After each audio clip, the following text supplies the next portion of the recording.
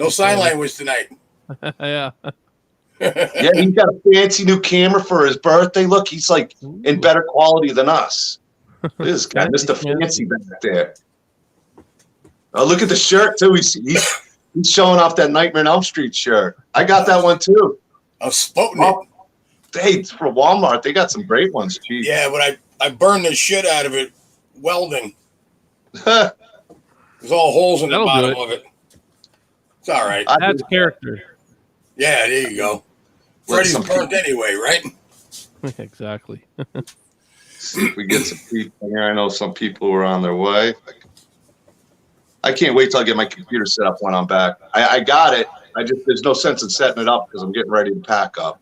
So when I get back, got my computer, be a little more fancy, step it up a whole half notch. Yeah, then we're going to be even able to see even better, huh? No, we're not talking about. Dude, I'm trying to get the shadows a little dark. I'll let Michael handle this.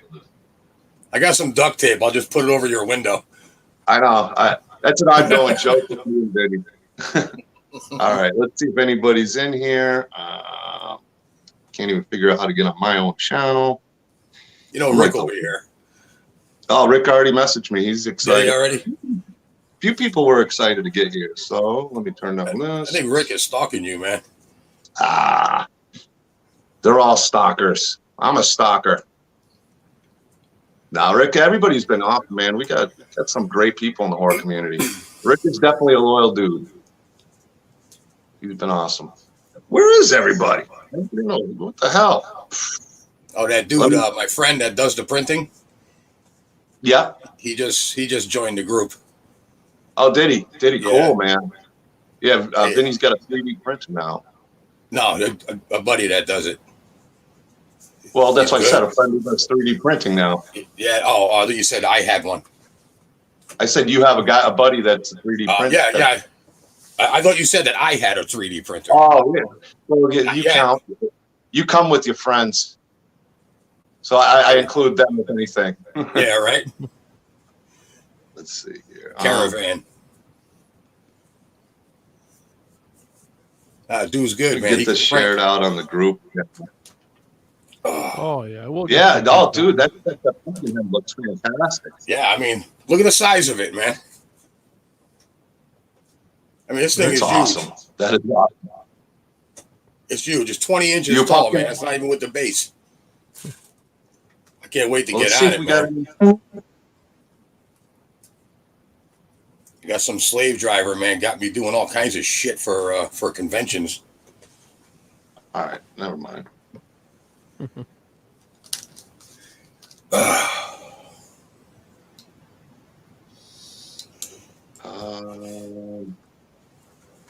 having all sorts of problems today. But I know people will be popping in. I don't want to start until some people are here. I can't see how many people are in the stream. Oh, there we go. One? I can't even see the chat, so. Oh, there's Rick. Yeah, the chat. Here's Rick. There we go. All right. Somebody's there. We got people coming. A few people said they wanted to be here. Oh, yeah, even in my groups, too. They were like, oh, yeah. A bunch of liars, man. A bunch of liars. Yeah. That's all right. Last week I fell asleep. Vinny fell asleep. I'm like, where the hell did he go? I fell asleep. I was tired, man. I spent the day in a wheel well. There's our dude, Rick. What's up, buddy? There he is. There's Rick. Go. What up? I recognize that mug anywhere. Man, my devices suck, man. I cannot wait to get this computer set up. What do you got to do to it? What's that? What do you got to do to it? Well, I'm trying to share shit out, and it's just... No, with the computer. What do you got to do? Just hook it up? Hook all the shit up to it? Well, yeah, but I'm going to be moving everything out of this room. I don't want to be taking over the computer. I'm moving it all out into the van tomorrow. So break it down and then put it back. And I'm going to... Well, the room, by the time I get back, I'll be setting the upstairs up. So this room's going to be a little bare for a while. I told you, man, you might as well just move in there, man. Dude, I pretty much live here. I just go home and drink beer. Get some bunk beds. I'm telling you. Well, I do. I live here most of the time. This is a staff bedroom. This was supposed to be a staff bedroom, but me and my coworker never use it. Had to turn it into the crypt. All right. There you You go. share a room with Super Mario there. Yeah, I keep asking him if he minds sleeping on the floor, and I'll take his bed. He tells me no. I told you, next time he falls asleep on the toilet, just get in his bed. He won't know. He's too funny. I like him, man. He's good. He's hilarious. I know he is, but he's cool. Oh, he's awesome, man. Yeah, That's like my best friend right there. That dude's my sidekick. He's the one. I don't know if you've seen any of my uploads. The one who wears a mask sometimes. Oh, okay. Yeah, good. He's one of my individuals. He's funny as hell. He's always happy. He is, dude. That's good. Looks like Super Mario. I know. Oh, I man, think I sent you a picture of him. That stash is unbelievable. Yeah, the nickname Stash. All right, we got one person in here, huh? That's all we got tonight. Just Rick, that's it. Just Rick. Well, at least we know. For the stream, I can't wait to be there. Nowhere. At least we know. At least we know who we can talk about. Yeah. But all right, well, let's start talking some Texas Chainsaw Massacre prequel, the Sawyer Massacre. Very exciting. We'll put Steve on, let him do a little talk to everybody. Hopefully, people that watch the replay here. Yeah, sure. What do you want me to say? Just describe We'll the film. Explain to people that don't know anything about the Sawyer Massacre. What's going on? How? Well, the idea came about many, many years ago, and just kind of eventually worked with the script until it was at a point that I was satisfied with for the most part, because you're never 100% satisfied with your writing. Got a great team behind it. We put together our first Indiegogo campaign just over a year ago now, which did okay, but the other ones got progressively better. So to date, we've raised just over 40,000 Canadian. I know that's only about $10 American, but a little goes a long way. I was close. I'm a little bit off on the conversion there, but yeah. So I mean, I don't know. It's a little over 30 grand, I think, US. But yeah, we've had good campaign, good reactions to our teaser trailer. So that's done very well. We were featured in Bloody Disgusting, and basically this movie is going to be a prequel set in 1965. I don't like the word prequel sometimes, though, because it gives off the impression it's going to be a bit of an origin story, which in this case, it's not really an origin story. It's just kind of a different story with some different layers to it. And I think we've got a very intense film that we're going to give you guys. How does that sound? I think it sounded awesome, man. All right. I like it. And you guys can ask me some questions about. I'm excited about it. I thought the teaser trailer was really, really good. That really caught me. I was like, all right, cool. And I think I learned about it through Braden Timmons, who's obviously doing Haddonfield Nightmare. Yep. That's coming out soon too. I'm looking. I'm interested to see what he's doing with that. Me too. Me too. That's an interesting take. Yeah, I'm looking forward to that. But we're about the Sawyer Massacre tonight, the Texas Chainsaw Massacre prequel. I was going to put your Indiegogo in there, but I noticed that campaign's ended. Are you going to be starting another one for it, or? It hasn't ended. It's still going. I went there, and we're in demand. I think you went to the wrong one. I probably did. I've been in a rush all day trying the old one. Yeah, we've done 3 campaigns, and just the last one went in demand, so we're allowed to keep raising funds until we're ready to film. Basically, in fact, we can keep it up while we're filming if we want to, but I'm not sure if we will do that. I think because we want to make sure we have all the funds when we film, unless we've got enough for post in there, and then we can leave it. But yeah. That's how we're doing it. So yes, we are on Indiegogo. Go into Indiegogo and you type in the Sawyer Massacre horror Texas Chainsaw, and our Indiegogo should come up. That's where you. I know I got it saved, but it's on this phone, so I'm going to get it on the other one. Drop the link in the chat for you. Oh yeah. You're filming that in Texas, right, Steve? I'm sharing it every day on social media. Yeah, we're filming it in Texas. Yep, in the Austin area, and we found a basement in about 30 minutes outside of Houston. I think it's about 30 minutes outside of Houston. So we'll be filming there as well. That's cool. Yeah. What are you shooting for to get filming? I know it's kind of up in the air right now because of all you being in Canada and stuff, and there's just a lot that goes into it. And we were talking the other day, 30 hours to get there on top. Yeah, 30 hours is that's 30 something hours. I think it's like 36 hours, something like that. It's gonna be interesting. It'll be a fun road trip, and I still have to figure out all the visa stuff. I'm still looking online at all the different visa options and like what do I actually need, because I'm volunteering on this essentially. I'm not getting paid, so I'm not even sure if I need a visa or not, but I can't find any definitive. I think you do for Canada now. I remember you just handed them your license, and it was like, "Welcome to Canada." Back in the day, because I was in Massachusetts. Time to change. It was maybe 8 hours away. I was like I said, I was talking to you before the stream. I was there 15, 16 years old, Montreal, St. Catherine Street, partying like I was 21. It was such a great experience. And, I'd never been to an adult into a gentleman's club, and that was interesting. Definitely a little tongue twisted. I had my hat on backward. I was wearing like a Boston College hat, pretending I'm a college guy. Yeah, I'm from Boston College, pointing at the back of my hat. I still remember. Oops. That's awesome. Bet you were blending in, huh? Gosh, man, I had a blast. I loved Canada. I loved going. I went a few times. Hey, Danny, how you doing? Welcome. This is welcome.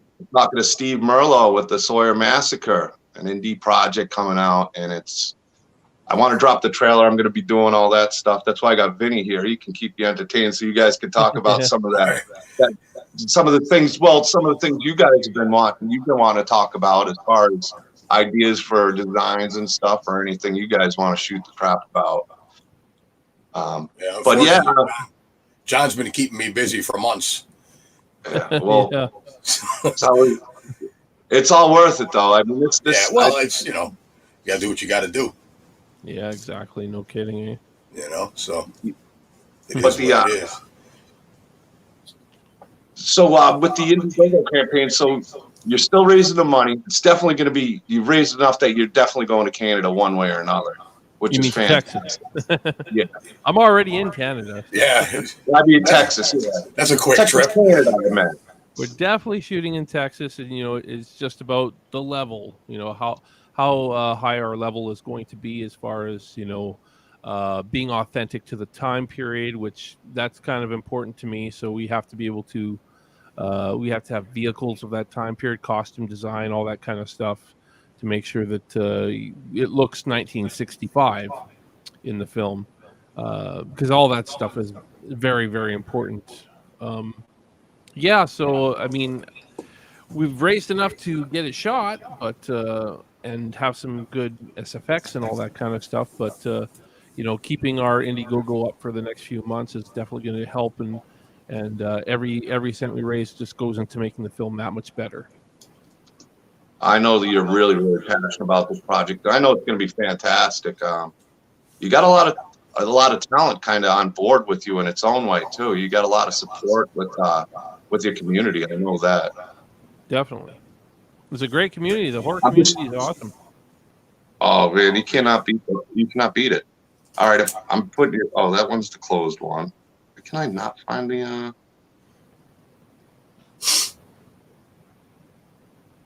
This is not going well for me. It keeps taking me to the closed one, and I got to get it off of this phone, and I'm in with you guys. But I know you were. So what are you looking for? You're looking for actors too. So any actors out there in the Texas area, right? You're still looking for cast? We still have one character we're casting. Just one character we're casting. A young 18-year-old male is is the only role that's still open. We've taken a few auditions so far. I still have a couple more that haven't come back to me yet, but I'd like to get more auditions. I'd like to see as many people as we possibly can before I make a final decision. So if you're in the Texas area, if you're in the Austin area and you want to audition to play a key role in the film, it's not the lead role, but it's a pretty key role in the film. So yeah, hit me up.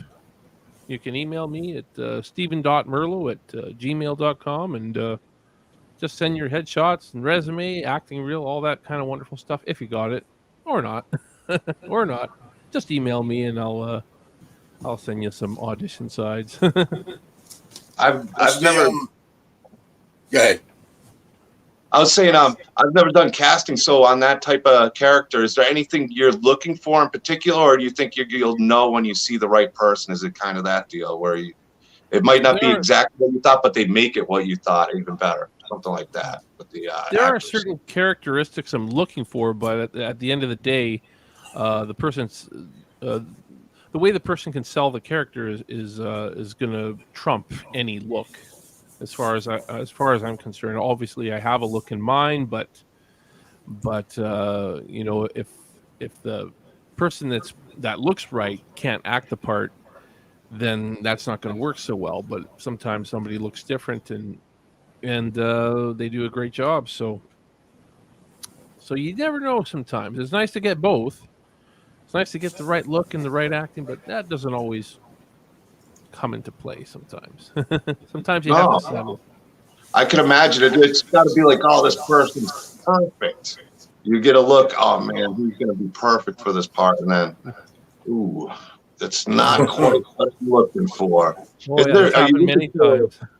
Like 18-year-old males can be anything from scrawny to big to dopey. Is there like something? Because obviously you don't want to give away what the character is for the story. Why it's a main character, want it to be a surprise. But would it be somebody who's one of the smaller, weaker type characters as an 18-year-old, or like a menacing 18-year-old who's just off the chain? You know, something.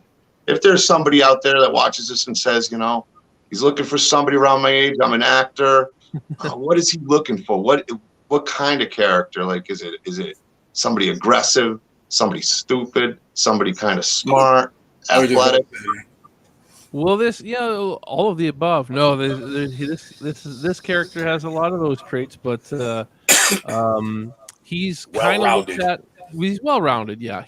If there's a close description to another character that I can think of that's similar, well, he's kind of the fun guy in the group. There's a group of 3 guys, and this guy is kind of like the extrovert that you know, who wants to guide his friends to have more fun. Like Randall Pink Floyd. Certainly not a Franklin. Definitely not a Franklin, but at the same time, you know, as far as the characteristics, as far as his looks go, I am sort of looking for somebody who's a little bit huskier, you know, that kind of a fun-loving party animal. Maybe he's had a few beers in his life already. He's only 18, but he's already putting on a bit of a beer gut, you know. Yeah, that kind of the fun-loving, outgoing party guy. I'm trying to think of a character that I'm thinking of that I could use it as an example, but I think I know what you're kind of looking at. Just that offensive lineman, goofy guy, maybe not the high school quarterback dude, but just the party animal, the one guy on the team who just makes you laugh. I wouldn't say the party animal, but at the same time, he's the fun guy in the group. He's the one that a joker.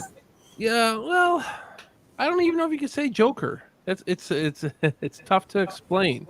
He's like, again, he's well-rounded. He's well-adjusted, and he knows who he is, and he doesn't hide from that. But he's not dumb. He's not incredibly smart though either. You know, so yeah, he's just the fun guy. He's the fun guy. Maybe not like extreme partier. He's not the guy that you're going to see puking at every party, but he's the guy that's having fun at the parties and socializing and that kind of a guy. I always go back to Dazed and Confused when you're saying that, and I'm thinking of that area. So I'm like, what about Donnie? What's his name? Who was in Halloween 4? Yeah, that guy. That kind of guy where he was just fun, kind of the fun guy. That guy might have been a little bit more fun. I'm thinking maybe more like what's his name? All right. Oh, Wooderson? Oh, Matthew McConaughey? Yeah. That one? You got to enjoy it. He was already in one anyway, so. Yeah. You might have to put in those earbuds. Why, is it echoing? Yeah. We're getting some echo. All right, hold on. I'll be right back. No problem. No worries. Damn it, Vinny. Say what? Damn it, Vinny. Mute him until he comes back on, and then we won't have it. But so as far as filming and getting things rolling, you got everything except the one main kind of done. I know As far as cast goes, we've got everybody else is the whole movie's fully cast. I even have some what we call understudies. If you don't know what understudies are, they're people that can take over a role in case somebody drops out. So we've got a few of those. I could even use a little bit more of those though, and because you just never know. I've lost cast before. It happens. Yeah. So you want to have a backup kind of what do they call it? The person that they're kind called of understudies. Yeah, understudies. Yeah. Yeah. So a lot of it's a lot of behind the scenes stuff, right? As far as what I'm doing right now. Like so like you've been wanting to talk to like Vinny about a few things. A lot of it's set design and having a team ready to put something together because obviously you're going to Canada. Let me unmute him. I think he's set. Going to Texas, you mean? How's that now? Much better. I just gotta turn the volume up on here. Yeah, we don't have that big echo now. Yeah, so it's got to be really exciting. I imagine you're excited about shooting, but it's got to be really stressful going into it now. Well, now that you we're starting to push things forward now. So I mean, I can tell you some of the stuff that we've done. We've got a hold of our chainsaw, which very authentic to the time period. So that is in the possession of our production coordinator she's in Alabama. Sunk. So we're putting props together. We've got a good bunch of antique props, and which are for sale on our Indiegogo campaign. By the way, some people might not realize it because we originally put it as a secret perk. So I might have to change the settings on that because it's only one person's got it so far. But yeah, that's another perk that we have on the campaign. Is to get a screen used from a Sawyer house prop, something that's going to be in the house from our film. So we've got a ton of props for that. Also been doing the location stuff. We have a basement in Texas, and those of you who are from Texas know how rare that is. So I'm very happy that we got one. I just kind of went over the structure of the basement with the owner of the basement and a carpenter, I guess you would say. He's going to be a set construct. He's going to do set construction on the basement to make it look exactly like how I want. And so I had a meeting with them today. Actually, that was very good. Just a lot of that kind of stuff. The logistical stuff, Again, I gotta figure out what kind of visa I need and that kind of stuff. And so you doing everything on location? Yeah. We're not gonna do any VFX for this movie at all. Well, we want to shoot everything on location. We're gonna have multiple locations though. No studio stuff for this. No studio stuff. I like that. Yeah, I like that. I like that you're very authentic. Yeah, it keeps it real. Yeah. but the locations are difficult, because like I've told you guys, I have a very particular idea in mind for what I want the Sawyer house to look like. It's because it's not the same house that was in the original film. We could probably use the exterior of that if they, but we'd rather not, because we want something even older than that house to represent Grandpa's house, because Grandpa's a pretty central figure in our film, and we want to capture what we think would have been his house that he would have probably built himself in the late 1800s. So we need something even run down. Very rustic and run down. Yeah. So, some of you may have seen the promos that I've put on like Instagram and Facebook that have an image of a house. That's basically what I'm looking for, if you've seen that. And unfortunately, that house isn't in Texas anywhere. It's actually in New Zealand. New Zealand, that's no problem. New Zealand, we'll film there, no problem. What the hell? But nothing but a hop, skip, and a jump away. Yeah, it's closer than Texas, right? Yeah, right.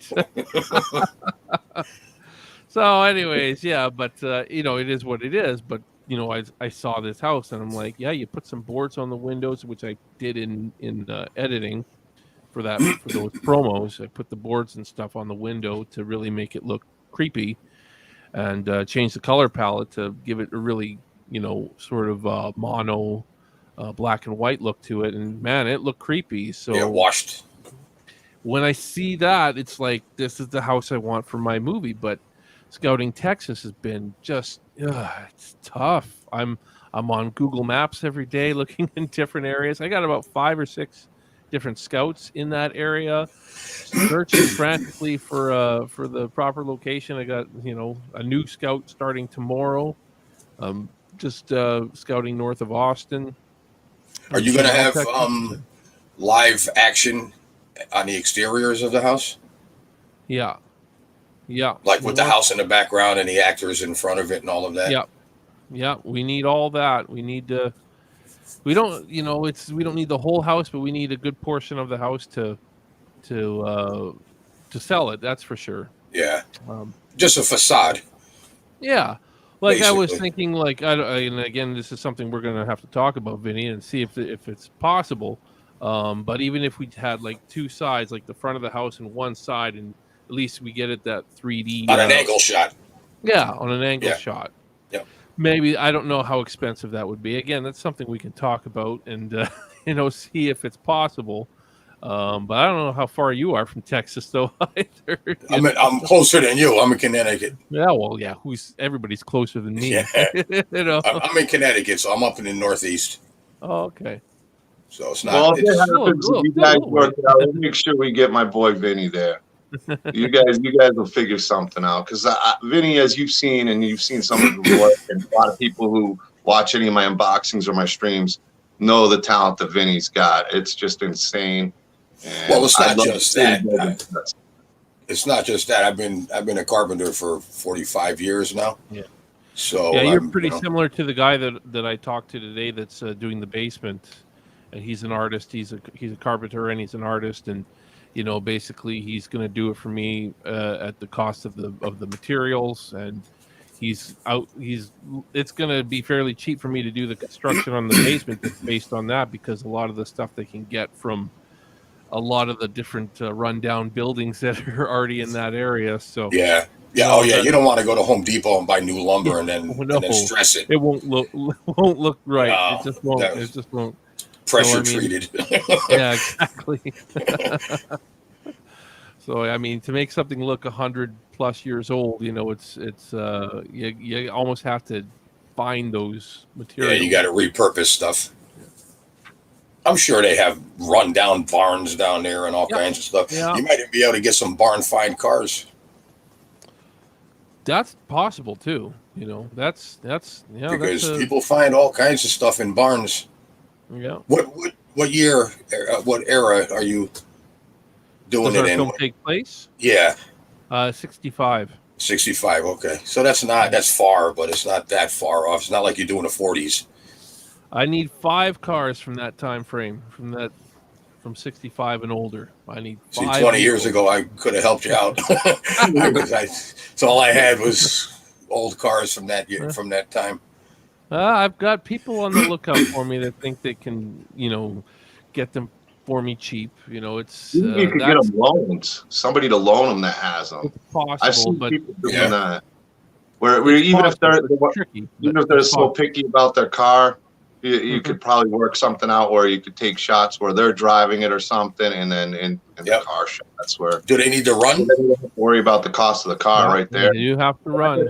Yeah, these characters are driving them, and okay. Yeah, so you would have shots of the car actually driving then. We need shots of these vehicles moving. Right. So I was going to say, if there were close-ups, you could always pull them. Yeah. Close-ups of the car, just getting the characters in the window. Yeah, some of them are. Walking by with an atmosphere, his head going through and going by the car.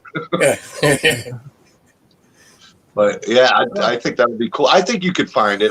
I mean, somebody to have their car. If my car's in that movie, check it out. It kind of get more people to even watch because their friends' cars in the movie. Hey, look, that's my buddy's car in the Sawyer Massacre. There you go. Wouldn't that be awesome? Wouldn't that be to have your car featured in our film?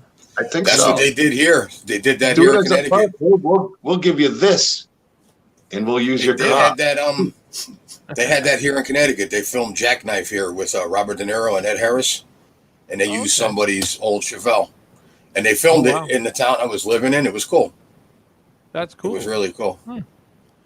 There you go. It wasn't an era, it wasn't. But you still got it. That's the thing. Yeah. Yep. They just needed an old car. They used an old.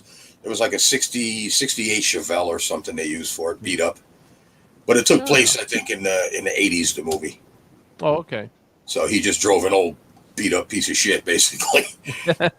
But hey, it's all good. Texas is only 11 hours from me. Maybe some week as long as my van, I'll know better how it's doing by the time I get back from Florida. Knock on wood. Yeah, because I work a bunch in a row and then I'm off a few days in a row. I'd shoot down to Texas and see if I could scout some stuff out for you. I would. Yeah, again, it's that's what producers do. We produce. Yeah, no kidding. But I'd be happy to do. You are an associate producer. I am. I tell you, you find some old cars that don't run. I bet you I get them running for you. Yeah. Oh yeah. That's my era of cars, man. Man. A mechanic too, eh? Oh yeah. Of a mechanic. Oh, good stuff. I know nothing about cars. I've been working on cars since I was 14 years old. Yeah. Yeah. And that era cars. Oh yeah. Yeah, the cars are definitely going to be the cars are definitely going to be a bit of a challenge. We got a few challenges, but we've overcome some already, so I'm pretty happy about that. You take it a step at a time. The biggest one. Oh yeah, one step at a time. It's that's the way she goes, right? And yeah, I'm just always making new connections every day, and it's we got this much money to work with. How can we make it happen? And that's what we're looking at. But again, our Indiegogo is still live, so you can help us make it even better, so that we don't have to penny pinch so much, and then more money can go. And if we manage to save money, well, then more money can go to the wonderful cast and crew that are going to be working their asses off to make this film a reality, because they're all pretty much working for minimum wage at this point, and I would like to raise that bar a little bit for them. But I think the community can get that done. I think you've been working your ass off. Like, you're 24/7 on. I mean, not only what you're doing with everything that's going on, just the networking you have to do. And I get it, because I love it though. Yeah, I love it because of the people I'm meeting. That's the best thing about the networking. I mean, it is a lot of work for me to put different promos and images and stuff together, but at the end of the day, meeting people like yourselves, I never would have met you guys had I not been networking like crazy. It's just part of the game, but I love it though. It'll work out in the future too, because look at Sam Raimi, where he came from with Evil Dead. I mean, with College Buddies, and now look at him doing Spider-Man, and I mean, and they use the same people. I mean, not like Rob Zombie. I don't mean like that, where he puts his wife in every damn movie he makes, but Yeah. It was all right the first few times, and then you got carried away, Rob. You got carried away. I can't stand her, man, to be honest with you. Yeah, I think I can't. He does it because no other filmmaker will hire her for. I don't know. Yeah, if it wasn't for him, she'd be. Has she been in anybody else's movies before? I haven't.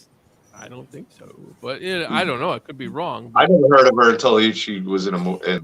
Me too. Yeah. I never. Devil's Rejects was the first time I heard of her.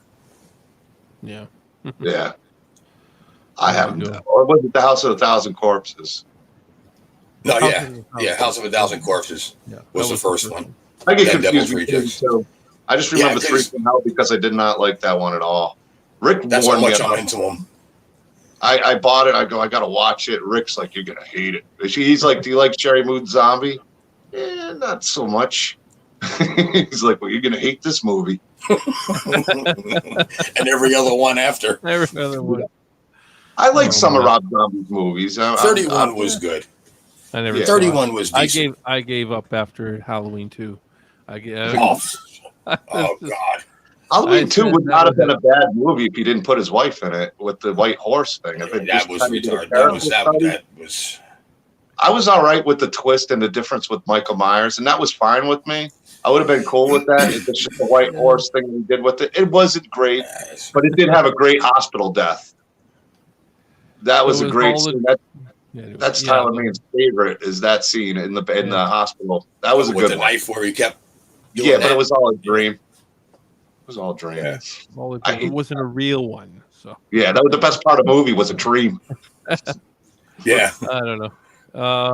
But was it yours or theirs? It's just. I'm not here to hate on Rob Zombie, but no, we're here to talk about Sawyer Massacre. His style just doesn't work for me. That's at the end of the day, I don't think he makes the kind of films I want. And it's funny because a lot of people think that he should make a Texas Chainsaw Massacre film. I'm like totally opposite. No, don't get him to make a Texas Chainsaw Massacre film. I've heard more about Friday the 13th. And that could be yeah, I could see him doing that.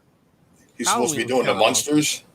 You never know. That might end up being good. I don't know. Well, it's going to depend what tone he takes. If he takes the and I don't know. Yeah, it'll be Lily Moon Monster. Yeah. But anyway. Yeah.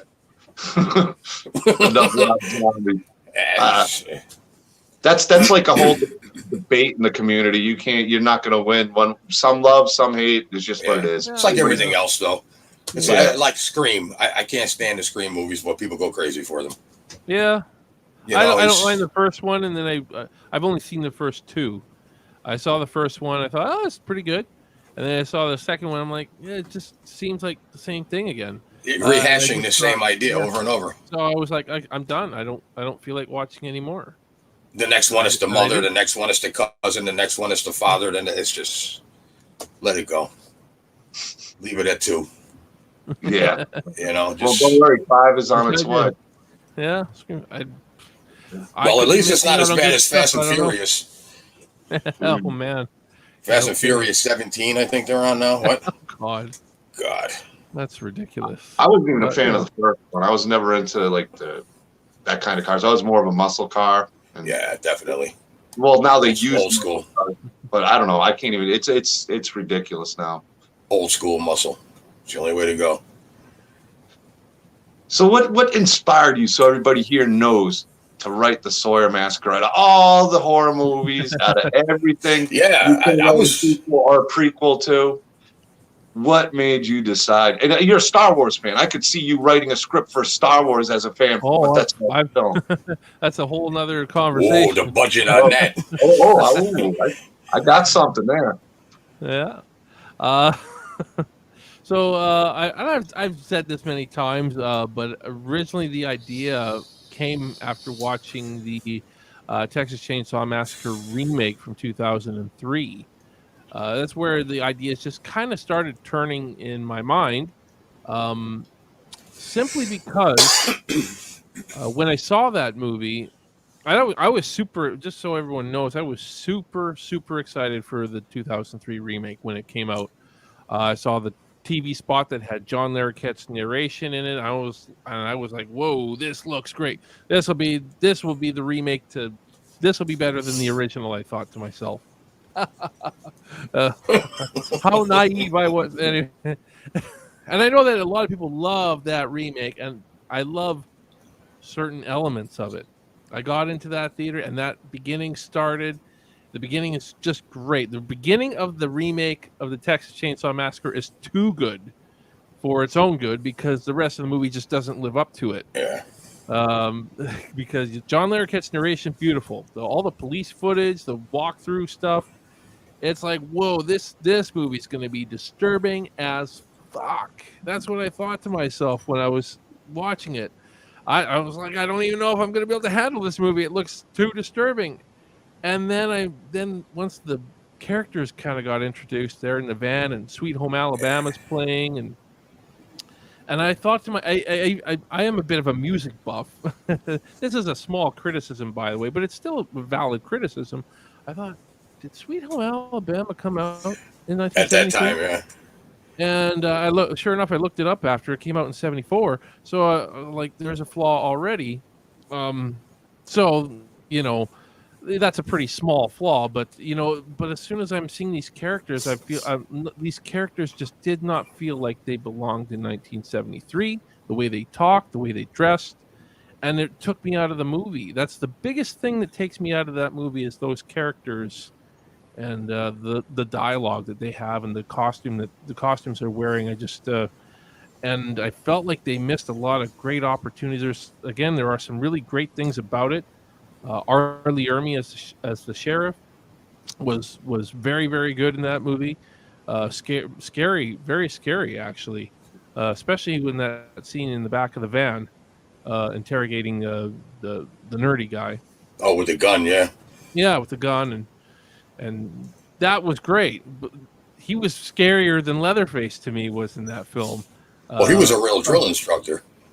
Yeah. So I mean, he brought a lot of that into his movies.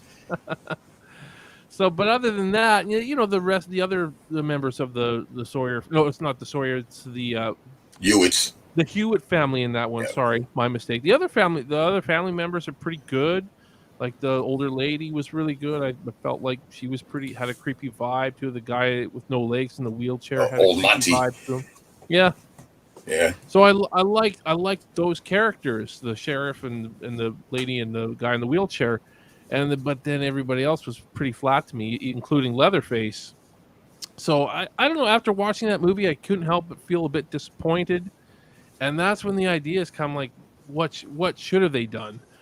That intro, the beginning of that film, set up something so disturbing, you know. I just kind of kept that beginning. I kept that beginning in my mind. I'm not going to copy the beginning of that film in mine. No, but the intensity of it. But the intent, yeah, exactly. That disturbing feel that it created. What movie should have this been with that beginning? And that's when the ideas came. And yeah, I didn't know how to write movies at that time. I was touring as a musician back then. In fact, that was early in my music career, as I recall, very, very early in my music career. I just kind of started making money professionally as a musician at that time. So I was not even really thinking about ever becoming a filmmaker, but, you know, it was just one of those things. More ideas kept coming to me, and eventually I started writing them down into like a short story kind of a form, and then I kind of tried to script it a little bit. Again, never wrote a script at that point. This would have been the mid to late 2000s, I think, by this point. And then I had that, and I just kind of tucked it away and blah blah blah, whatever. And then years later, 2013, I guess, I met my wife, who's now my wife. Not then, she wasn't, but and I showed her the Texas Chainsaw Massacre, and she the original, and she just freaked out during that movie. She thought it was the scariest thing she had ever seen, and told her that I had an idea for like a prequel idea, and she's like, "You got to get on that." You know, my wife basically pushed me to start working on it and actually make a proper script that's on the computer and all that kind of stuff. So I did that, and again, I was still learning as I go. And by later that year, I had a script that I was ready to kind of do some filming with and just kind of jump into film. I'd never filmed, so it kind of got pushed into that. And I made a short film out of it. It's not very good. There's part of a short version of it is on YouTube somewhere. I've seen it before, so you might be able to find it if you look it up. But it's really awful. Yeah, but how are you going to get good unless you do? Exactly. You got to do and watch and learn. And you know what? I'm still proud of it. Nobody's going to grab a camera and be Francis Ford Coppola with their first. You know what I mean? No kidding, right?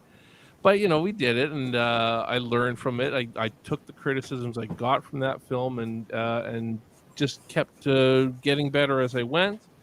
And but at that time, even I still kind of put that idea to bed until I guess it was when the new film was kind of announced, sort of in the franchise recently.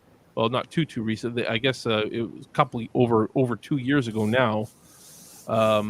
And a fellow YouTuber had made a video about this, and I just commented on it. On his video, and he commented back saying, "Hey, I work for Universal. I'd really be interested in reading your script or your idea or whatever." And sent him the old script, and he read it and he liked certain aspects of it. But he's said, "Yes, this you could tell this was written by a newbie screenwriter at the time," which of course I was back then when I had written it. And I said to him, "Yeah, I know I've come a long way since then, but I would appreciate any points you can give me." And he gave me some points, and then more ideas just kept coming, because there was definitely there was some certain things in the script that I was like stuck on. I felt like it needed something, and I couldn't figure it out. And eventually, I figured out what I needed, which was tough. But once I got it, it was like, yes, it just clicked in. And very happy that did, because that's what gave me the confidence to go forward with this film. And then I reached out to John Dugan, Grandpa from the original, just to see if he'd be interested in doing a short little voiceover. And, to my surprise, he said yes. And he recorded the voiceover. I directed him over video chat. Was that for Grandpa? Yeah, for Grandpa. So I had John Dugan voice Grandpa for the first time in our teaser trailer, which I felt made sense because it's 8 years before. Who's to say Grandpa couldn't talk?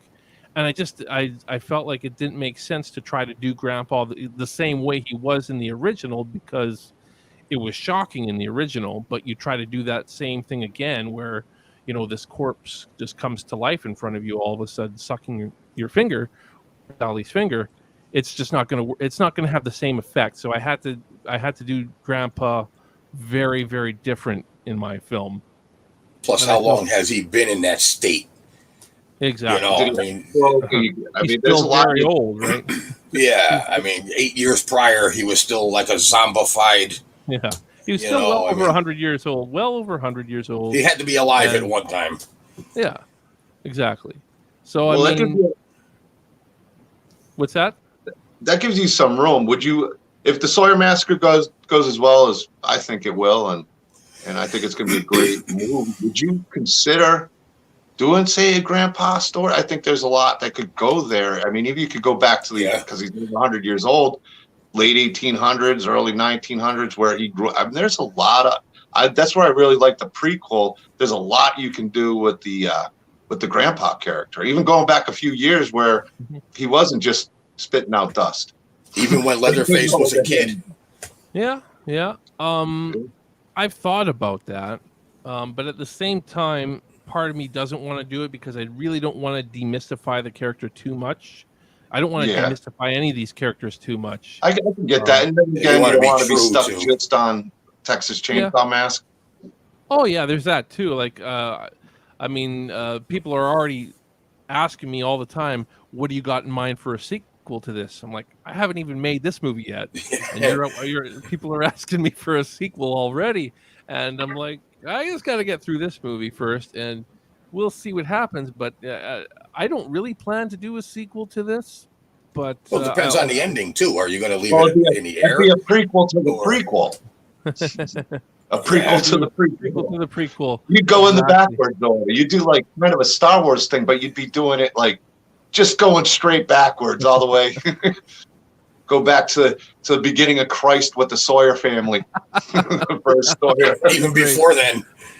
There you go. Back in the dinosaurs.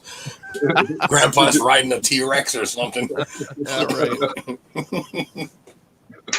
Which I wouldn't be surprised if Hollywood tried to do that. But anyways, if they see this, don't be surprised. You better not give them any ideas. They don't have many out there. Well, you know what? This is going to be on YouTube, so we have proof we came up with it. Yeah. There you go. Now YouTube will get rid of it. And Sawyers versus the Flintstones instead of the Hatfields versus McCoys. You know. Yeah, the Flintstones.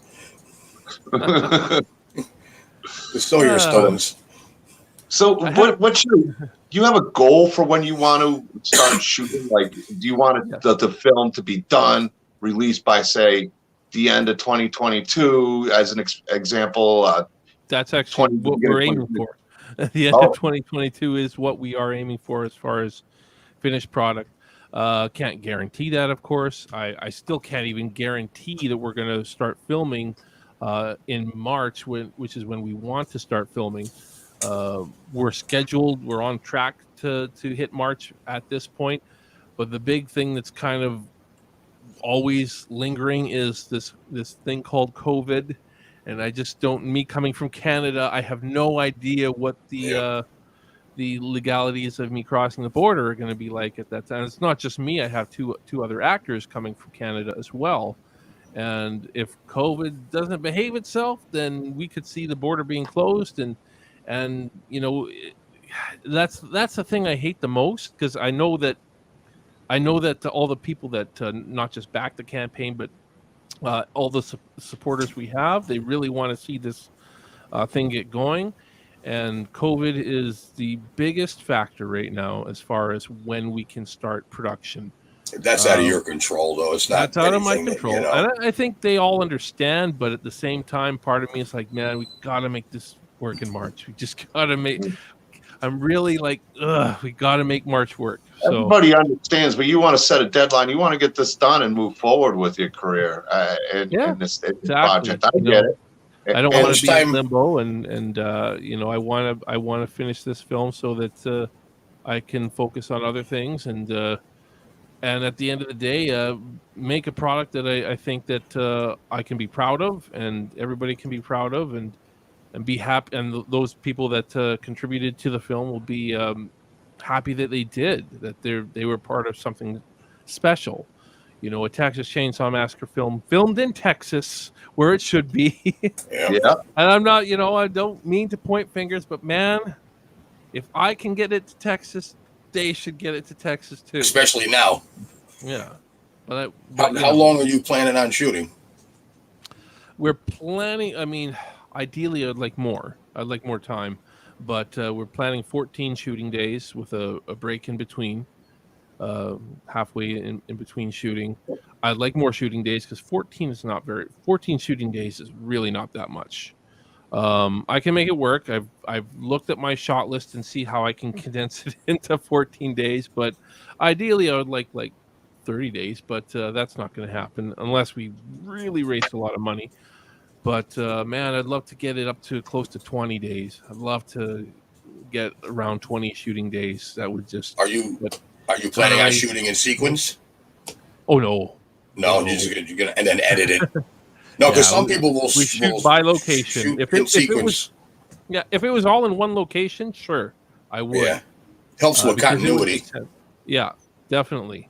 But since we have to shoot in multiple locations, shooting in sequence would be very expensive. Bouncing back and forth. Yeah. Shoot it. You know, shoot at location one for this scene, and then go next day to that. You know, and you'd have to pay for the locations each time, right? Yeah. Get it done. They're free. unless they're free. But you'll eat up your money in gas though too, and oh, definitely, So it's plus it's a waste of time, all that traveling. Oh yeah, I mean I'm trying to keep the traveling to a minimum, but I'm trying to get everything around the Austin area. But I have to be open to going a little bit further to find the right locations, right? So. You just never know where you're going to find locations. As far as the exterior of the house goes, I mean, I haven't seen anything that looks quite like my vision at this time, but there's a few houses we've located that are like, that's doable. That's doable. We can make that work. But man, when you have a vision, when you have a vision, on doing any like miniature? I said, I might have to use a few days off at some time if everything goes right. Probably after October, I'll go down and shoot some areas. Just take some pictures and give you some ideas of some locations. I ran in kind of a road trip in Texas. Areas. I've never been to Texas, so give me something to do. Other than that, if I'm off work, don't go out of your way on my account because I've got like 5 or 6 people scouting locations down there for me. I'll save the gas. I'm sure you got it down, but I'm looking for. I do want to go to Texas some point. I was going to go to one event on the 30th. I was considering it, but it's only one day. It's a shop from like 12 to 7. It's an outside one. It's like, it's not even worth it, man. No, it's not worth it. No. There you go. Sounds more like an outdoor flea market, to be honest with you. Yeah, pretty much. Pretty much. It just wouldn't be worth it. It'd be a fun trip. But drive all that way and get there and be like, oh man. I got time off from work, but I want to use it wisely if I do. You gotta come up here, man. I'm gonna. Well, I was gonna do Crypticon, and I'm like, that's about it. And then I looked. Mike Camp Crystal Cabin 6 was telling me about the other event that was there. And I happened to run into Phantasm. I'm like, what? James Jude Courtney, Nick Castle, this and that. My parents live in Florida. All the Michael Myers stuff I have, it just fits the theme. He was here today. Yeah, I know. A bunch of people. Courtney was here today. Not here in my house. He was, at Connecticut Horror Fest. There you go. What do you call it? My son told me. Joey told me that upstairs. I don't know if it's my team getting a lot of lag, but I'm going to move upstairs to get a better connection so we're not lagging. I'll be right back. I'm going to turn off the camera. You guys talk. Yeah, we'll talk here. We'll talk because we're talking about the location right now, and the trouble it's giving me. And again, I'm being super picky as far as what I want. Well, you want a certain look, and it's I do, and I hate to be picky, but at the same time, when you see something a certain way, it's like you want that, and you gotta have it. Yeah, you gotta have it. Yeah. So you're going back so far in time, it makes it more. It's not like it's 2021 where you can just film it anywhere at a raised ranch. Yeah, exactly. But it's so. It's something you and I really got to talk about. I'll send you a picture of the house that I found in New Zealand. I was going to tell you. I'll send you a picture of it. The only thing about the house in New Zealand is it has like a deck, an upper deck. I would want to get rid of that. I wouldn't want to have a deck. I would want a totally flat surface, and it's pretty simple. I think the simplicity of it is what actually makes it so creepy. It's just a cube shaped house. It's with a not too flat, but it's more or less a flat type of roof. It's not very overly triangular or whatever you want it, narrow or whatever. So that's definitely the kind of look I'm going for. And, what 2-story? Yeah, 2-story house.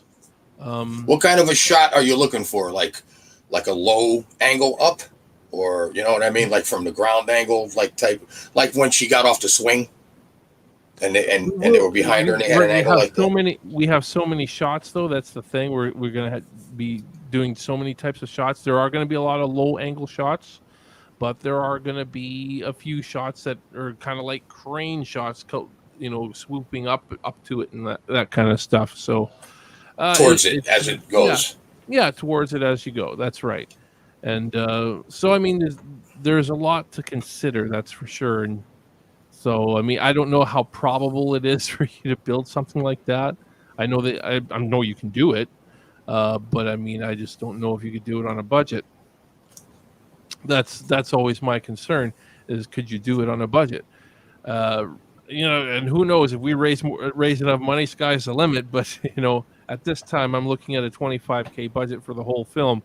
So I'm always trying like I was talking to John about it before too. I said just the adventure of it alone and being part of something like that is, you know what I mean? That would be cool in itself. Mm-hmm. You know what I mean? So it's not like money is an issue. Well, that's good to know, but at the same time, you don't want to, especially if you do have to. I imagine there would be some material costs and stuff like that. Oh, definitely, yeah. I mean, I have to look at that, more than I imagine the material. I don't know. I have no idea. I'm not a carpenter. My brother's a carpenter, mind you, but you wouldn't have to frame it like you're framing a real house every 16 on center, and you know what I mean. You could block it out, and you can frame it out 2x4s for the framing. But you can go every 4 feet, and then put your plywood and then put your weathered on top of that. You just want a basic structure. Like when I do the little houses, I make them out of what do you call 3/4 inch foam board, and then I skin it with 1/4 inch, and I detail the 1/4 inch. So what's under it is just holding it up. Yeah. What you see is the facade. You know what I mean? So you can frame it very cheaply, because it's not going to be a structure that you're going to live in, have furniture, so it doesn't need to be load bearing in that way. You know what I mean? Mm-hmm. And then just skin the outside with just whatever. If you can find a barn that they want to tear it down, or hey, I'm thinking about tearing. You find an old guy, he wants to tear it down. Well, hey, I'll give you $100 for the lumber. Yeah, as long as you tear it down. There you go. Boom, you got your whole thing right there. It's just a matter of finding that. That's the problem. That's a tricky part, but I mean, I don't think it'll be that hard to find a barn. That's for sure. Not in Texas. Not in Texas. Yeah, I've been scouting lots over Google Maps, and you see all kinds of I was just going to say that barns and stuff like that. But again, at the same time, we have to make sure we have permission from whoever owns the land and all that kind of stuff. You can't just start tearing wood off of their house. You can't just go there and just start, taking exactly. stuff. I mean, you could, but you might get in trouble. Late at night, you'd have to send John. He'll do it. He don't care. Hey, that's what I'm here for. I told you. I told you he doesn't care. Vinny knows. Though if it comes down to it, and I've talked a lot about Steve in this project, and I'm like, Vinny, this is good for you. It's good for Steve. It's about the opportunity. That's what we were saying. It's more than just the one. Yeah, I was listening. It's more than the one project, and I believe in what Steve's doing. I consider Steve also a friend, a good guy, and obviously you're a great friend too, man. I want to see my friend succeed. That's what it's all about. If I didn't live in this little armpit of the Northeast Connecticut, I mean, compared to the rest of the country, Connecticut's this big. There's nothing here. You know what I mean? I wouldn't go to California now. But I wish I went to California back in the 70s and 80s, because I definitely would have been doing something, because I was into special effects and all kinds of stuff back then. When it was practical, not the CGI crap. Yeah. But, that's what I love about indie horror. Me and Steve, we've all talked about this. I know I've talked to Vinny about this, and I've talked to Steve about this many times. I hate CGI. And Rick's I've talked to. I hate CGI. Sometimes. If it's mixed well, but in horror, I will take practical things all day. When it's blatantly cheap, then you know what I mean, like the Piranha movies or something like that, or Sharknadoes and stuff. Yeah, but they make it intentionally to be that way. Like that's for those ones. They're cheesy. Like they're cheesy movies. Is like, let's make it as cheesy as we can. Yeah. Maybe after the first one, they were kind of being more serious. I haven't really watched a lot of them, but everybody knows they're just cheese filled. It's just an excuse to have girls in bikinis. There's nothing wrong with that. You know what I mean? That's all it is, man. It's sexploitation. We got a question for you, Steve. I got it on the screen. Rick Smith is asking, when you make a part 2, let us know. I'm good friends with Bill Mosley. If you need his voice for anything. See, you got people already looking out for the Sawyer Massacre that are excited about it. Rick's a real great guy in the community. Awesome. He's helped me a lot with when Doomsday's Crypt first started, and he has brought some people, and he does know a few people, and he's a loyal guy. I really like Rick a lot. I know Vinny's dealt with him 2 times. Yeah. That would actually be cool to have Bill Mosley because of the Vietnam era. Yeah. And Bill Mosley, Chop Top was supposed to be, in Vietnam. In Vietnam, yeah. So that would, you know what I mean? That would actually work. Our film was kind of the dawn on Vietnam, right? Yeah, the beginning of it, yeah. Mm-hmm. Which is one of the reasons why I chose 65. I was close to choosing 66 because there was a big massacre in Texas, like a big shooting or something in 66 in Dallas or something like that. I can't remember. Oh, is that the tower? Could be. I'm trying to remember. The guy in the tower at the college. I did a lot of research on the time period to just kind of. I did research on the time period to see what works best for the contrast between our own time period and then. And I found a lot of stuff in 65 that I thought just made sense. And I don't want to go into too much detail because it's very subtle. All the implications I make in my film are very, very subtle, and you have to really be paying attention to kind of make the connections. But there are definitely landmarks of the year. Yeah, landmarks of that year that things that happened. I was alive then, so I could imagine. Really? Yeah, I was 2 years old. Oh, 63, I was born. Wow. You wear your age well. Those grades for nothing, Steve. I hate shaving. I can't stand it, so I just let it grow. I try to shave it down to pass it off as blonde. It don't cut it no more. It's gray. You still got that peach fuzz, man. What are you talking about, John? I know. I was born with a peach goatee. I can't grow a beard. You'll never be a Mario. I'll never grow. Never be a Mario. Old. Never. No, he's got us all beat. The stash is really famous. That's the only reason I think Vinny likes me is because of the stash. My buddy that I take care of. Oh, he's awesome, man. It's Super funny. Mario all the way. On the phone, mask. Yeah, I got to keep holding up the mask for him to see it. The ones that I'm painting. big old mustache smile. Yeah, it's like goes to here. It's like Super Mario brother. Super Mario. Very old-fashioned, but I love it. Well, I tried to do an old-fashioned mustache once, and I got told to shave it off. Oh, one of those. It was the Charlie Chaplin. Okay, really? Mustache. So I was told shave that off. Ooh, that can come off wrong, but it's Charlie Chaplin. Chaplin, I swear it's not Hitler. He's not the only one that had that.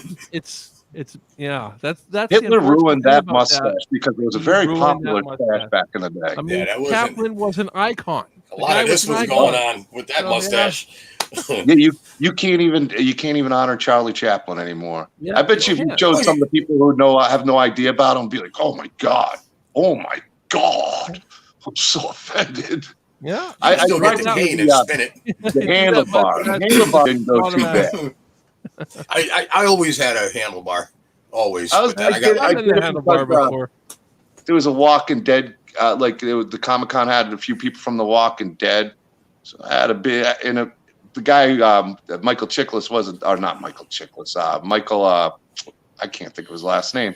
Wasn't there who played Abraham in The Walking Dead? So, but I figured a little with the handlebar, Yeah. A little bad. When you go into a place and everybody has one, then it's time to say no. You got to get rid of it. Go into the bathroom and shave. My look hasn't changed in years. Just got a little grayer and a little bit. Yeah, me too. I've looked the same since I was young. Just a lot more gray. Yeah. Well, I haven't changed my style. For all this pressure with this shit I got to do. Vinny's really only 27 years old. Yeah, 2 months ago, man, I had a full head of hair and well, I still do, but it wasn't gray and it wasn't gray. I got him working hard. I don't play. I put the hammer down. It's like, Vinny, we gotta get goddamn Crypticon is what did it. Yeah, now I look like the Crypt Crypt Keeper. Worth it, and it's hard work, and Vinny's really a trooper for me. I really appreciate all the stuff. Me and Vinny work really well together. We got a good work, and we started off with a pumpkin, and it's just become insanity now.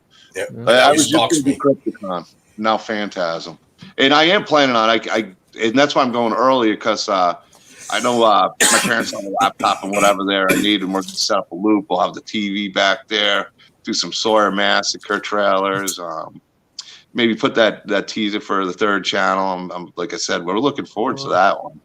I definitely want to the teaser too, because I saw like a rough cut of the teaser she put together, and it's pretty cool. It works. It works. It works theme wise with for the season of the witch. It definitely has a good vibe. For what it was, and it really, I enjoyed it. It gave you the information you needed and what's coming up. Yeah, I saw that. What is that? That's Halloween 3. Yeah, I'm not a hater on it. It's there you go. A lot of people hate on it. It's its own thing. Yeah, it's its own thing.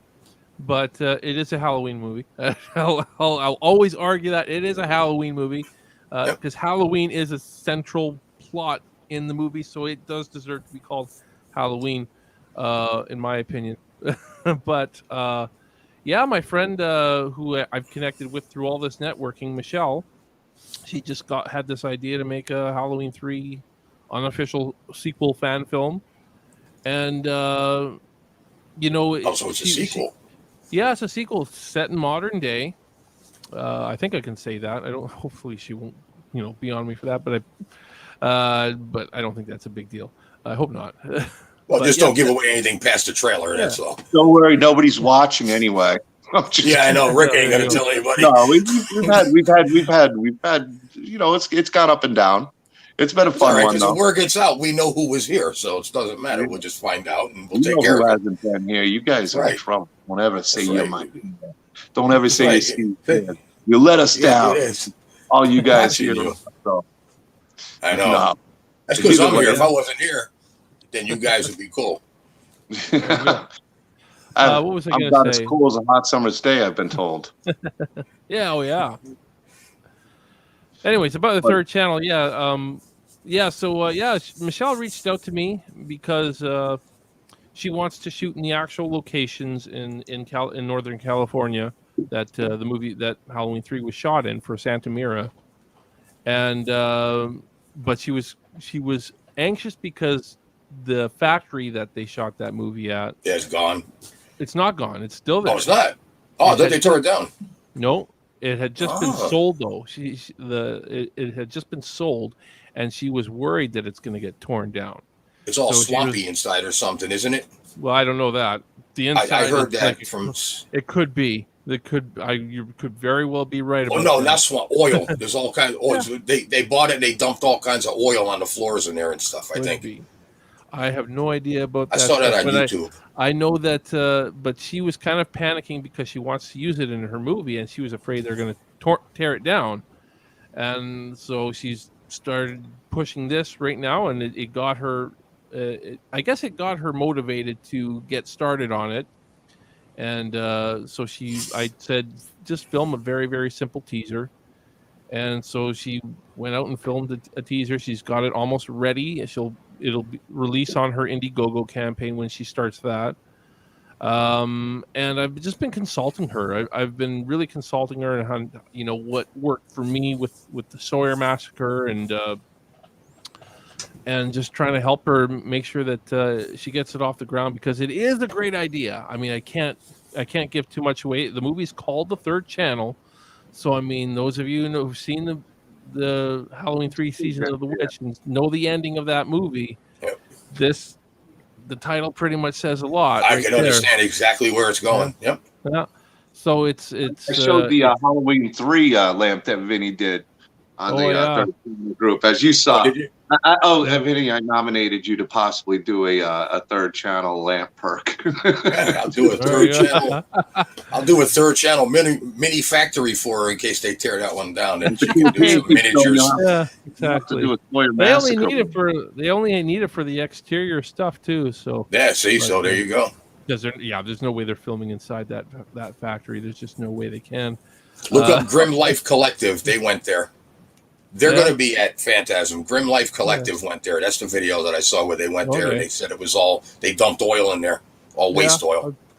That makes sense. It definitely makes sense. Yeah, I know that she can't film inside the factory, and that's okay. The exterior looks pretty good though. The exterior still looks in good shape. So hopefully they don't tear it down. It doesn't sound like they're going to, because she did end up getting a hold of whoever owns it now, and it looks like there isn't any plans in the near future to tear it down. So that's good. It gives her some time. But again, we want to get this Indiegogo campaign for her up and running pretty quick, as you know, sooner the better. And she's already got some talent attached to it.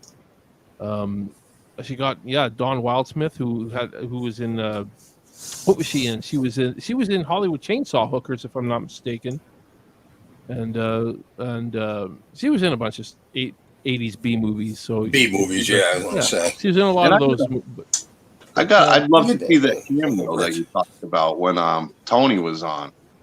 That cameo the Tom Atkins cameo would be sweet. I think we're going to work to make that happen. In the beginning of the movie would be good with him saying, turn it off, or whatever he was saying, Stop it. Stop it. Stop. You know where that, you guys probably already know, but you probably do, Steve. I don't know if you do, John. You're a little young, but I'm younger than John. I know I look. You know where they got that from? Where he's yelling "stop it," and then he turns to the camera and says "stop it." That comes from the end of the original Body Snatchers. Oh, that makes sense. Okay. They got that idea from the end of the original, but when he's running down the highway. Okay, that makes sense. The very end, that's the very last scene where he's looking into the camera, screaming. That's education by Vinny C. Always learning something new with this guy. Yeah. That's because I'm friggin' old, and I know this shit because it's from a long time ago. You know what I mean? So, and Rick, I see your comment. I'm going to get you.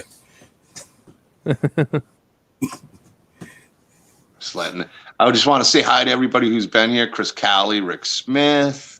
Howdy. We have here Shangy Girl. Where's Sal? There's no Sal. I'm a little disappointed. We're going to have to yell at him. No pumpkin head. I can watch it in the replay, whatever. He's probably sitting in a parking lot sleeping in his cruiser. He is eating some donuts. Yeah, having donuts. Half a donut in his hand. Yeah. Oh, God. Sal's so funny. He's such a good guy. He's probably sleeping in the tub in his new bathroom. Met so many good people. Yeah, he's probably sitting in his bathroom just not enough floor. Won't let the kids in. They're like, "Come on, Dad." This is my office now. He's gonna put all this Halloween shit in there. Well, it's not his office. That's why it's blue. There is not a horror thing in sight. Yeah, I'm sure he's not. Other than getting it done, he's not allowed in there with any of the horror stuff. His wife's supportive enough. You got your room. You stay in it. That's right.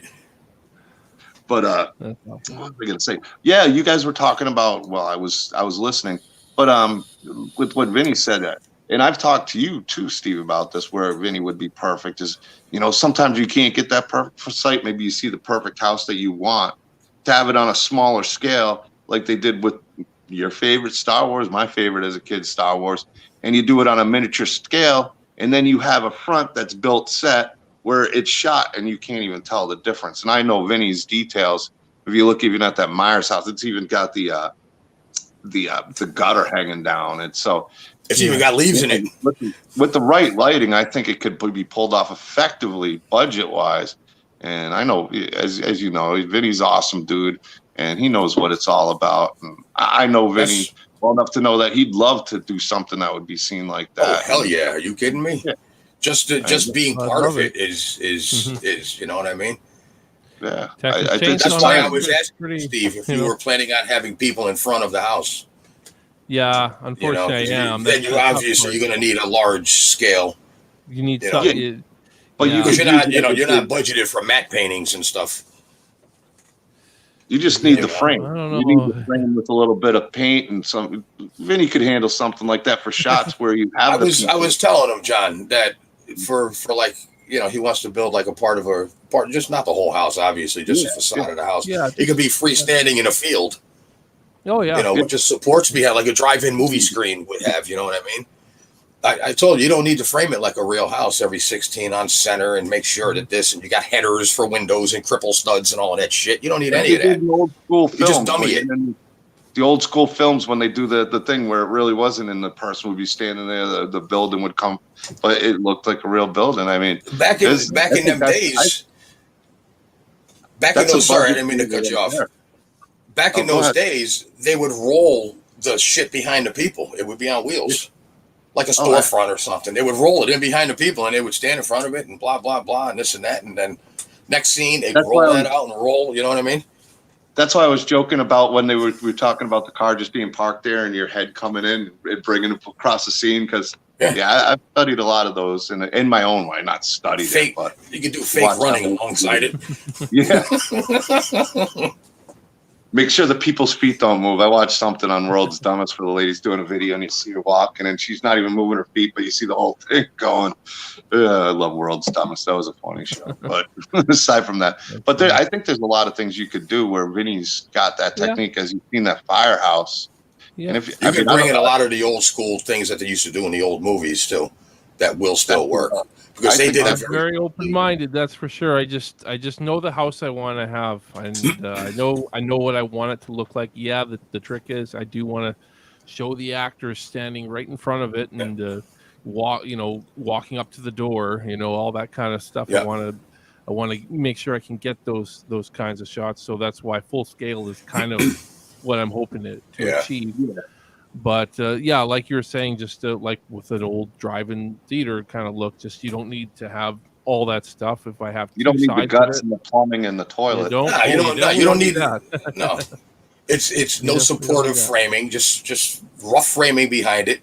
Where a regular house front wall would cost you, say, $5,000 to frame, which it wouldn't, but I'm just throwing a number. You could build a wall for that for like $200. You know what I mean? Just the wood. I mean, you don't need, like I said, you don't need 16 on center. Mm-hmm. You could go 4 feet on center, and because all you're gonna do is just nail some shit plywood to it, some cheap ass, even 1/4-inch plywood. Who cares? Doesn't have to last. You just need to get some shots out of it, and then, have a fire at the end of the filming. Yeah.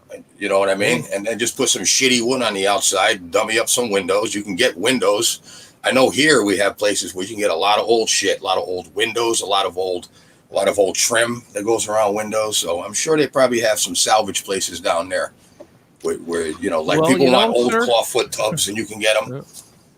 Let me send you some pictures of what definitely of the house that we're looking at, the New Zealand house.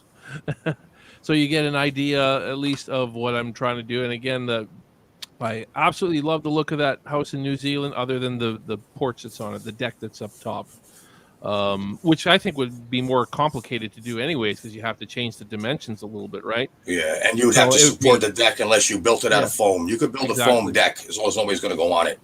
Yeah, well, nobody else would go on it. Nobody's really going to even touch the house. It's just everybody's just going to be seen up to it and walking up to it, and that's about it, That's why Vinny will get it done for you. Vinny will make sure. I have a buddy. I have a friend, exactly what I'm talking about. I wish I had pictures of it. He had like a ranch, a Cape house. All right, it was a Cape Cod house. He built it out of plywood. It didn't look like what you want, professional, like movie quality, but he built the whole facade of a castle in front of his house. It was cool as hell. Wow. He even had perches on top where his wife went up and she stood up there.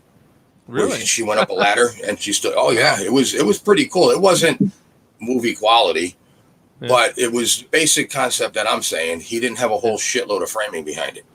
And it was in sections. You don't have to build it all in one piece. You could do it in sections and then put it together. And you won't need real windows. You won't need real windows for mine because all the windows are boarded up and yeah. You could put some. You don't need any glass or nothing. Well, you can put plexiglass on the inside to make it look like glass, and then just put some sticks to represent the frames, the window sashes and stuff, and then you're going to board it up anyway. So in case you do see where a sash would be, you'd have a piece of wood there. You can do it very cheaply. Very cheaply, you could do it. That's awesome. Because that's been my biggest concern is I have a vision for this house, and I really don't want to compromise. I really don't. Yeah. But at the same time, I'm looking at all these houses I'm finding on Google Maps, and I got scouts taking pictures for me and everything down there, and they're all wonderful. But it's not. They're good. I can use them. They'll work. But you don't want to. Why settle? Yeah.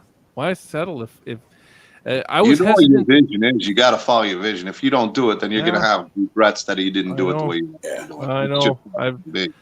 And you could probably build a fake one cheaper than it would cost you to rent a location. Pay for a location. That's always dependent. I always find locations can cost anywhere up to $1,000 a day, sometimes even more.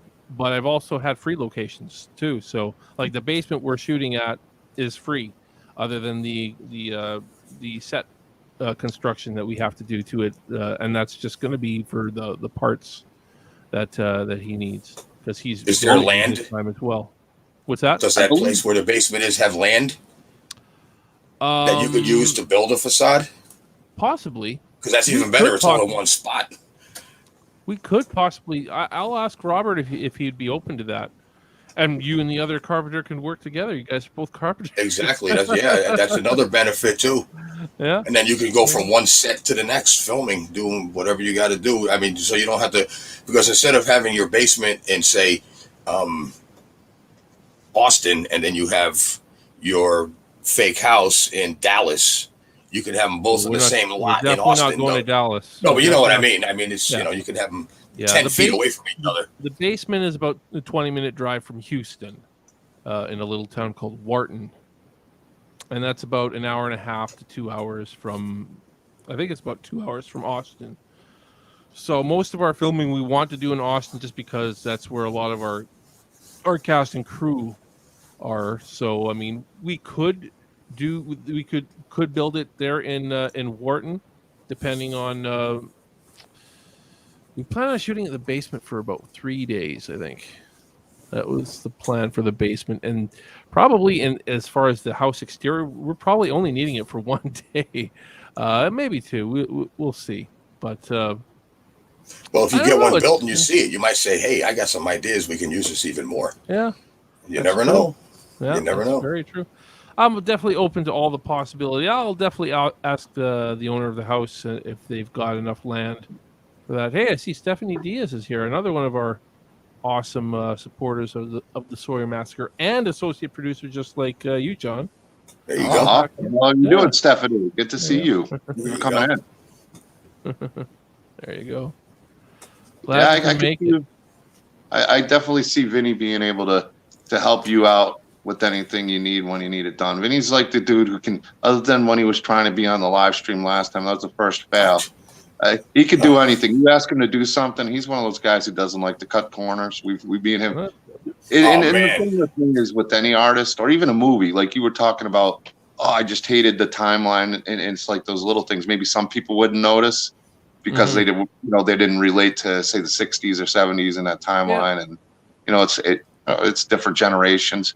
But Vinny's one of those guys, and this is what I really respect and appreciate. I pay attention. I look at everything. It's the littlest details. Little details. It's the little details that make it. Well, look at what happened with your Myers house, John.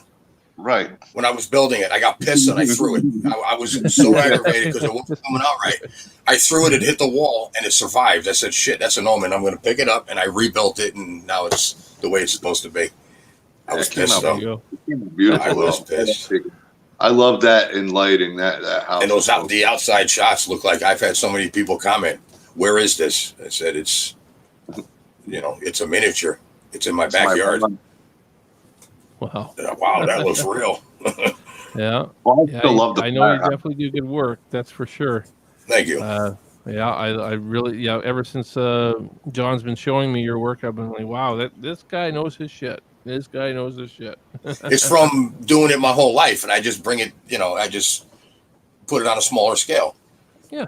Basically, is all it is. It's the same to me. It's I don't have to bust my ass carrying shingles up on the roof now. Mm-hmm. I could sit there and carve a roof in 20 minutes. Yeah. So. But I love doing it. And the thing with Vinny that I noticed too is he'll take any material and turn it into something, like the hanging gutter on the Myers house. I was lucky I guessed the first time, not that it doesn't look like a gutter, but I just guessed. I'm like, what would Vinny do? A straw. Yeah, he used a straw for the gutter. And you look at that Myers house I got, and then you look at what Vinny did on the small scale, it's spot on. Spot on. Amazing. It's insane. And now I got to do another one for Sal. That guy. Which is fine, because after all these damn masks. I'm not talking about Sal. I'm just kidding. The hell with, he's not on here anyway. The hell with him. He wasn't good enough to show up. Yeah. I won't talk to him. He messaging me. I'm ignoring him. Up now. Yeah, right. He's probably watching the whole time. You son of a bitch. He's watching us undercover. What he is, yeah. It's in his blood. Yeah. Actually, he's under the covers hiding because he just bought something today, probably. I told him I want to get him on sometime. His name's going to be Security Sal. Yeah. There you He's security. Online security. And have him have his eyebrow like that the whole time, looking at you. Yeah, so I'm so stoked about the Sawyer Massacre. So much good stuff going on for you, man. Yeah, I'd love to do that. I love that it's starting to roll along. I just love that we're starting to see props come in, and we're starting to see locations getting booked, and that's exciting to me. It's not having that stuff done that freaks me out. I'm always like looking for more stuff to get done. Because if I don't get it done, it's not going to be right. And there's certain perks we have to fulfill before we start shooting, such as have your picture in the film. Because some of these people are going to have their pictures in the film. So one of my next biggest tasks, which I might not be able to do here, I've talked to my production coordinator about this, is find one of those places that makes old style photos. So I don't know if you guys have seen those. You know what? No, there's a ton of them. Walgreens. I even got one. I'll send you a picture of it in Branson. Yeah. I'm close to Branson. I wish we were still doing those every year. I could get you any. They do all those old time photos. It's really cool. I think Walgreens does them too. Okay. Oh, yeah. We don't have Walgreens here in Canada. Yeah, that's true. I lived in Edmonton when I was a kid, and there was a place in the West Edmonton Mall that did that. We had our family portrait taken there and everything. Same thing here. Cool. Yeah. Put the old period clothes on. Yeah, but I don't have anything near me here that does that. So hopefully, I'm hoping we can find somebody probably in the States near my production coordinator who's in Alabama. Texas has got to be one of those old time studios. I'm sure in Texas there's got to be, but I'm trying to get my production coordinator to do it, and she's in Alabama. So we're looking into it. It's I still have to get all the photos from the whole. What about wardrobe department? Is that something? Wardrobe is it's an interesting area. There's definitely certain things I'm looking into doing as far as wardrobe, but a lot of the cast, not everybody, a lot of the cast wants to make their own wardrobe, and I think that's fascinating. Again, I'm sending them photos of the time period and letting them know what we're going for as far as what I want their costumes to look like. But yeah, for our trailer shoot, in fact, one of the actresses made her own skirt and everything. It was really good. Unfortunately, you don't see it in the teaser because we had to change when we originally planned to shoot the teaser. We originally planned to shoot a lot of it outside in Texas to really get a lot of that Texas landscape and everything like that, the hot Texas landscape. So we had planned to shoot a lot of these characters outside, so you could see her whole dress and everything like that. But it snowed that day in Texas. Oh, that was like the first snowfall in Austin, Texas in like 25 years. And it really snowed. So we had to scrap the whole shot list we had. Everything was interior and in like dark setting. So we literally got 2 shots. Yeah. Do you we have? literally got 2 shots of this girl, and none of them were able to show her dress. Do you have any pictures? Do you have any decent pictures at all of people like what you're talking about in period clothes? Just from that, because I've been obviously looking at that specific time period of the. Are they clear enough? And I think so. Yeah. Why? All right. What do you... And they look like pictures from today, right? Like you took them with a GoPro or something, right? They look regular from today. Oh, did I take them? No, these are just pictures. I used. No, I'm saying, but I'm talking about how they look. They look like just a regular picture you would have taken today. I think so. I'm trying to remember now. They're not, all right. They're not like super high quality. But when you send me the pictures of the house, yeah, send me 1 or 2 of those because I have a program that I do a lot of stuff with pictures, and I have in the program it has features in there where you can make pictures look old with the lines in them and shit and yellow them and all kinds of stuff. Oh, so we're talking about like the pictures of the for that perk that we need to put in the movie. Yeah. Now I get you. Now I didn't quite understand what you're talking about, but yeah, now I do. I mean, they don't even have to have period clothes. You can send me a picture of yourself sitting in your backyard at a barbecue. Yeah, and I can do the same thing. Yeah, I can do similar stuff too, actually, believe it or not. It's actually making the picture itself look like the right type of picture they would have had in that time period. Because, I mean, obviously the pictures that we make nowadays look very, very different than the ones that they had back in those days. I'm just trying to think of what pictures were actually made of as far as like the celluloid and stuff like that they used back then. They used with them old flash. You put the thing over your head. Well, not in the 60s. It wasn't like that. It was more. It was the wasn't like today. It wasn't the digital. It was analog pictures type kind of whatever you would call it. Yeah. So I mean, putting a filter over a picture and stuff like that is one thing. But it's actually because these have to be close-ups of these pictures, so we have to make sure they look like they, were pictures from that time period. I'll just send you pictures of me from the 60s. There you go. Groovy, baby. You were 2 when this film takes place, but actually, some of these pictures we want to imply were taken even longer before that.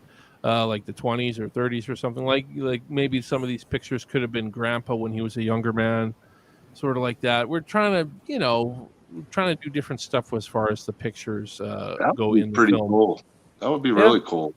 I mean, it's sometimes those little details that really make the total difference. Sometimes you don't even know you're seeing them, but you're seeing them. Yeah. You see them in the movies and you take it for granted. Oh yeah. You just don't even think of what went into that. Exactly.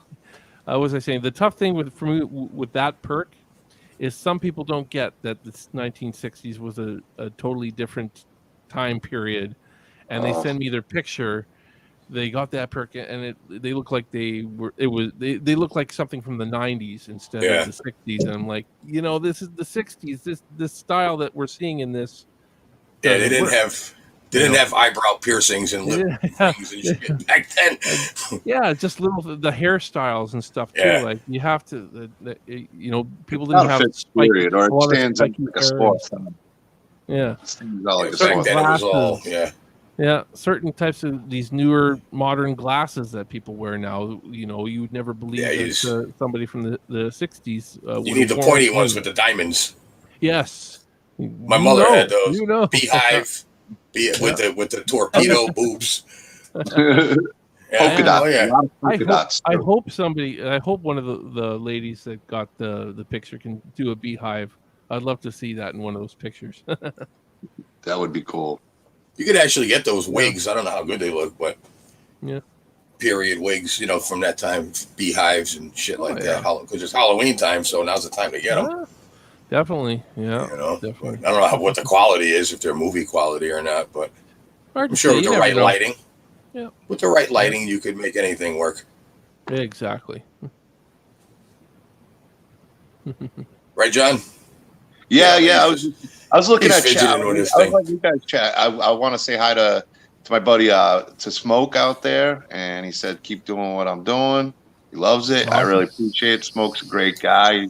He's a gaming channel. The guy likes to. I can't play shooters because I have no skills. I am definitely an old man at video games when it comes to stuff, but he kind of kicks ass at it. Good dude, and he's been always a supportive friend in the chat. Awesome. Chris Callie's another one. Rick, obviously. So I appreciate you guys all being here and the support all you guys show me. I can't say enough about that. And if any of you guys have any questions about my film, the Sawyer Massacre, Texas Chainsaw Massacre fan film, let me know. I'm an open book. Let me drop that link again. Yeah, drop the Indiegogo link. We're still crowdfunding on Indiegogo for at least till the end of the year, probably even into February of next year, just to see how much we can actually raise so that we can make this movie look amazing. But the trailer's on Indiegogo too, and you can also find it really easy. The Sawyer Massacre, Meet Mungus Merlo, right on YouTube. Just look up Sawyer Massacre, and that trailer will pop up for you. I can put the link down, but you guys are all on YouTube. It's the only Sawyer Massacre out there. There's only one. Actually, no. I mean, as far as teasers go, we dropped like 4 different little teasers. I don't know. I liked all of them. I mean, we got the main. We had because we had 2 different. We had the first trailer for our first Indiegogo campaign, which I don't know if you would have seen that one because I didn't meet you until our second one. But the first trailer we shot entirely up here in Canada. And then it was okay. Some of the actors in it weren't really that great actors. They're not really, they're newbies basically. I will just say that. And so, it was okay still. But when it came time to do the second Indiegogo campaign, that's when I asked my actual cast from Texas to step up and hey, let's get you in this so we have some so people can see that we have some good actors in this. And they were all very accommodating. They were like, yes, I'm super stoked to be a part of this. So that was really cool. And we still kept a lot of the Canadian shots because, again, a couple of our actors, including our Leatherface actor, is coming from Canada. So it made sense to keep those shots in. We're not going to fly him all the way. Yeah, all the way down just for, yeah. So we had that, and we kept John Dugan's voiceover cameo in there because I felt like that was super important. And just, it's half Texas, half Canada in the second teaser that we did. But that's the teaser that everybody seems to love. I still can't believe it's got as much love as it has. I think last time I checked on YouTube, it's like 545 likes to 6 dislikes or something like that. That's sort of close to 99% positive. I'm like, really? People like it that much? But so I'm ecstatic that they love it that much. It's considering it was a trailer that we put together with really like no money. Yeah. In fact, the most money I had to put into it was for the COVID stuff that the COVID compliance officer and stuff like that. That's where the only money we put into that was. Everything else, I mean, all the actors donated their time, and so I mean, it was relatively cheap, other than the COVID protocols. But that's cool because they believe in what you're doing, and yeah, exactly. I think that was the difference that we had against the first trailer that we released. Is we had and they were just there. Yeah. They were there. If I could go back and do it differently, I would. I would not have had as much of the cast as I did. But, at the time I was thinking, go make sure this looks like it'll be a feature film. I think that was my mentality at that time. Make sure it looks like it's going to be a feature film, which it did at least have that quality to it. It did look like it was going to be a feature film.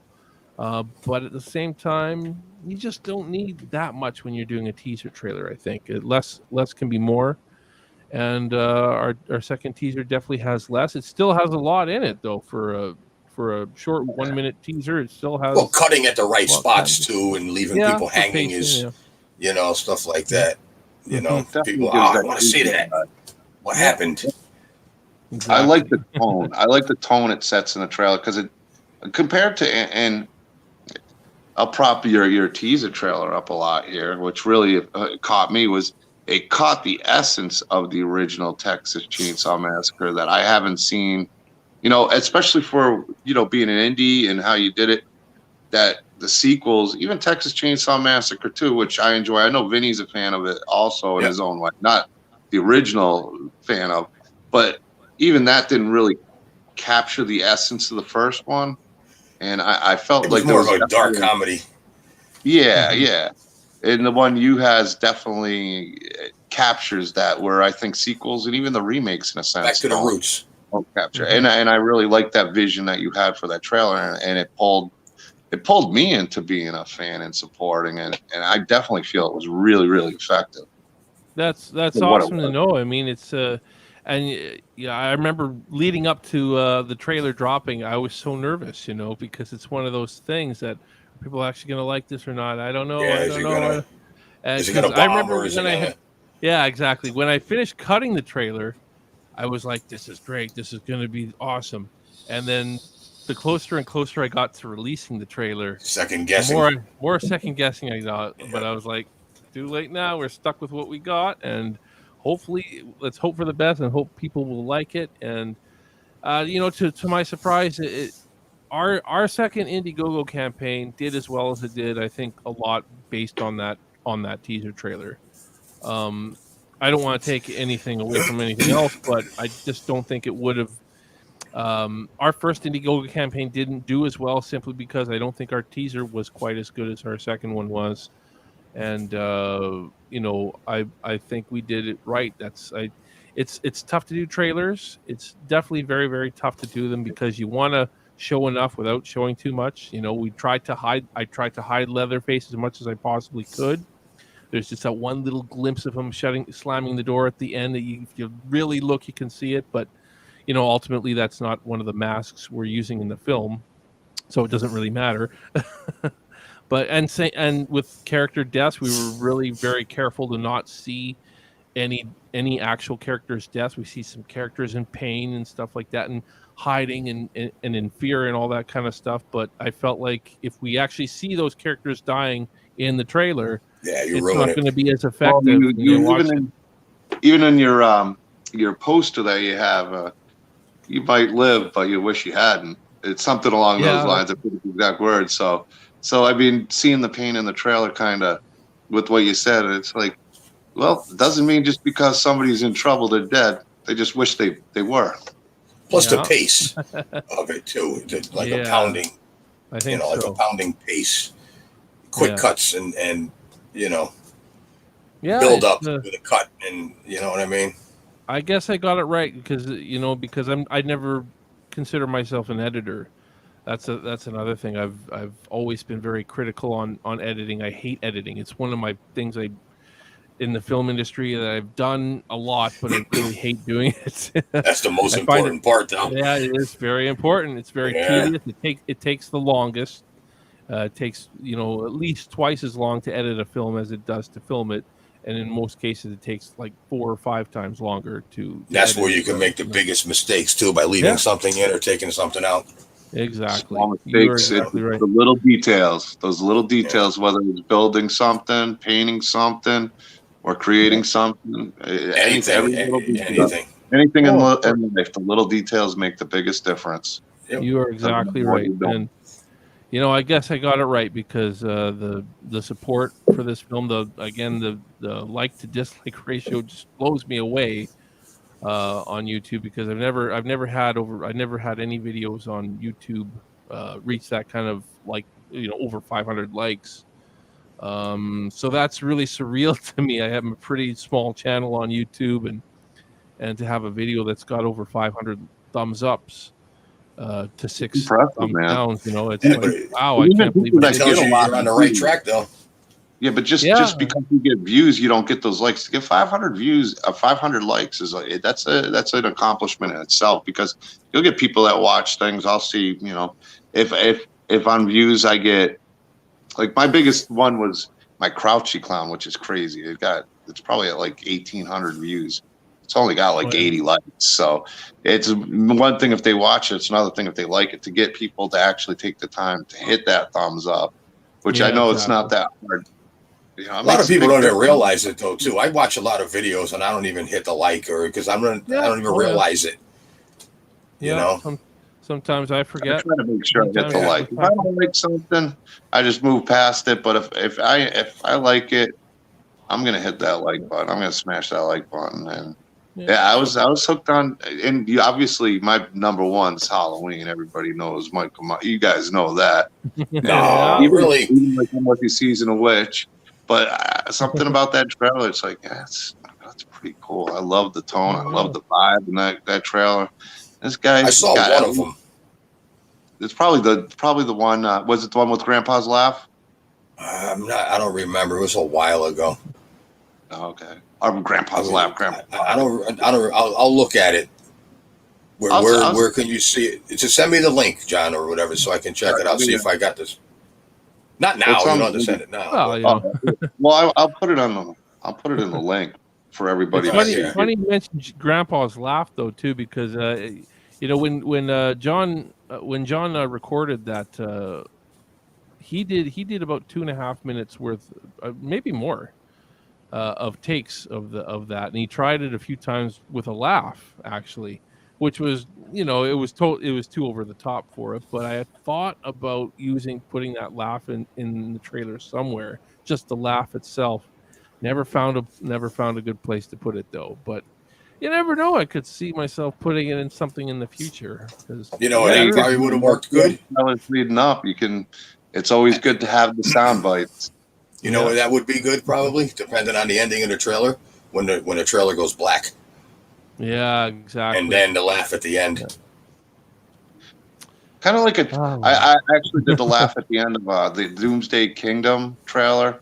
I hate the cut they used of it, but that was kind of like me and my friend Spin kind of came up with the concept, the narration, and then at the end you kind of hear the clown laugh. And I wanted some zombies to go with it, and it kind of sounds like it goes off in the distance. I always loved that, so that's exactly what Vinny's talking about. I love that kind of thing where it's kind of like you're watching it, and then you got that creepy laugh in the background, like like the end of Halloween when he was breathing. Oh shit! Yeah. Exactly. 2018 one. Oh, okay. Or even the original 78. That was always something I felt was missing from all the other Halloween movies, was the lack of breathing we got from Michael Myers. I always there was found a lot missing from the original. Yeah, that's a key element in my opinion, though. Yeah, it is. I can't believe they didn't have it in Halloween 2. What's that? They used it at 2018, and then here's the link. I dropped a link for your trailer too in the chat. Okay. You guys want to check that out? Yeah, go check out the trailer. Let us know what you think. Hey, you know what? I know we're not going to please everybody with that trailer. It does have 6 dislikes, so I mean, 6 people that don't know. Don't worry about them. Usually the first 10 minutes when I stream. They probably didn't even watch it. They just hit the dislike and moved on. You know what? And there's the Indiegogo. Some of those are that. Awesome. There is a good chance that there are 6 people that were just trolled and just want to hate on everything. But I want to try to give people the benefit of the doubt and think that, hey, maybe there is just 6 people out there that you can't please everybody. I mean, if you try to please everybody, then you're going to drive yourself nuts. And you're going to second guess everything you do. If it pleases you and it's what you like, then just go for it. Exactly. Couldn't have said it any better. That's it's got to be something you like what I do. I love what I do. It's a pain in the ass. Trust me. It drives me nuts. But I mean, but I love it. Yeah, I love doing it. I get a rush. Because when you're finished with it, you look at it's like an accomplishment when you're done. Like working on a house, taking a house and ripping the whole house apart. Because I've renovated multifamilies by myself. Wow. I mean, literally by myself. And when it's done, you look and you say, "Yeah, I did all of this," and you get a feeling of accomplishment, and and then you move on to the next one, and you bring that with you. and you try to do better. You learn from that. Yeah, well, I could have done that cabinet a little better. The kitchen design could have been a little better. And then you move on to the next one, and you learn, you remember from that. And same thing with what you do. It's like everything. That's why like John with his videos. That's why I try to keep you so busy. That's why I try to keep you so busy, Vinny. So you can keep working and looking back how much you enjoyed it, how good it looks. Well, after this convention, I'm blocking you and I'm leaving the group. John who? Awesome. Yeah, who? John who? That guy. John, Harry, and the Hendersons. Who? That's awesome. Why is this number blocked? Yeah, I don't know who the hell this is. The Where's goddamn stalker. I can't find him on Facebook no more.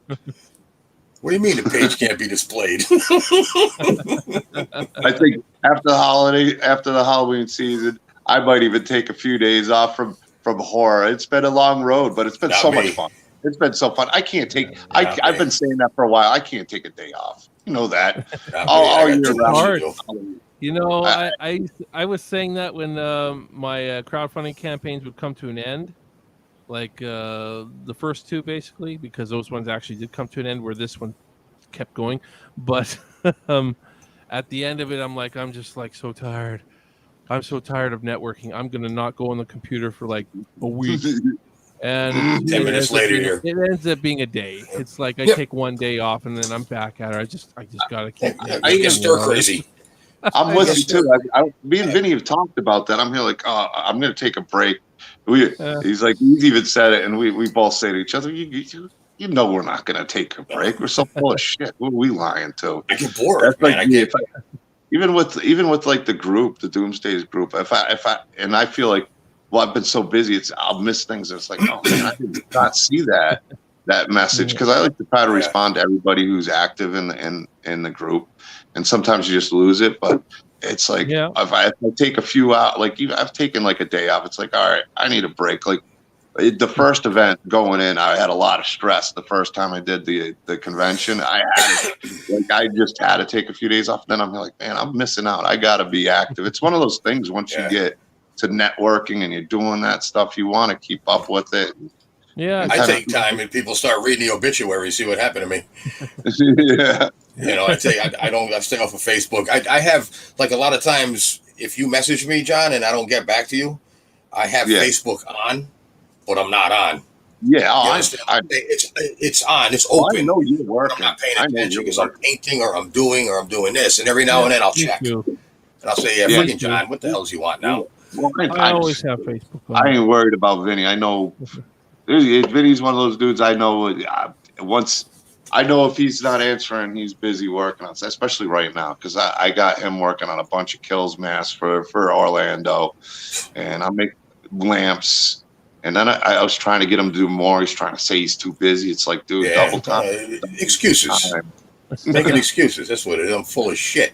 You should be done by now. I only have like 10 masks for you to paint. Like I said, Nick Pagano doesn't put out this many masks in 2 weeks. You know what I'm saying? You did it. Yeah, I wish I was close to buy. I'd stand there and watch you work. But he takes his time though, because he can. Yeah. He takes his time because he can. I can't. I gotta. What am I gonna do? I don't have that time.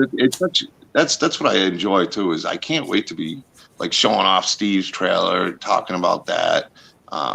Just all these different talents. That was what was so much fun about Crypticon, was showing these like Vinny's work, Scott Straka, Jesse Aarons, Evil Jays, and just talking about different things was so much fun. And so many other people on the table too. I don't want to take them away, but yeah, it was so much fun. I mean, it's so cool to be able to sit there and show people's work. And now this time I'm going to have a TV, and I'm going to have some loops of everybody. I enjoy all their content in the horror community. Definitely the Sawyer Massacre trailer will be up there, a few other things. And I'm looking forward to it. I'm really looking forward to showing everybody's talent at the event, and more attention for the Sawyer Massacre, more attention for Vinny's work, more attention for my buddy Jesse's work. Building and all the community. Yeah, man. Yeah. Communities build strength, my friend. Exactly. And you there's a lot of talent. If people come together and work together in these communities, there's a lot that can happen. And the horror community is a huge community, but people get to know each other, and there's a lot of great people. I've met some. You know what it? We were talking. You know what it is about the horror is I tend to find that horror community has more imagination. You know what I mean? More. What the hell's the word I'm looking for? Not inspiration, but more. Spirited. They're more let loose. Like you go to a horror convention, nobody cares. Like you'll see more innovation and the more, you know what I mean? The more like I don't know what the hell the word is I'm looking for. Like even a convention, you go to one, people are feel a little bit more cool as hell, man. People are cool as hell. Yeah. It's just, especially with all the restrictions that have gone on lately, that people get to go out and do that kind of stuff. They want to see each other. And the horror community is one of those communities that, I don't know, for the most part, they're creative and supportive. Creative, yeah. That's the word I'm looking for. Creative, they don't restrict the creative juices. They just kind of keep, because they've got the mindset. They're wild too. They're a wild bunch. They got the mindset: the bloodier, the better. Yeah, you know what I mean? That kind of their minds open. Rip their head off. I love it. But then they're the first ones that don't want to look at a car accident. Yeah. I don't want to see the real shit, man. But I'll see in the movies people getting ripped in half all day, because back in the 80s, you were just a little guy, John. Back in the 80s, I was in my 20s, and that's when Tom Savini and everybody with the practical effects. And I loved it because I would watch, even when I was a little kid, I would watch the old movies, and I would always think of how did they do that? I was never scared. I would always look at the movie and try to figure out how they did it.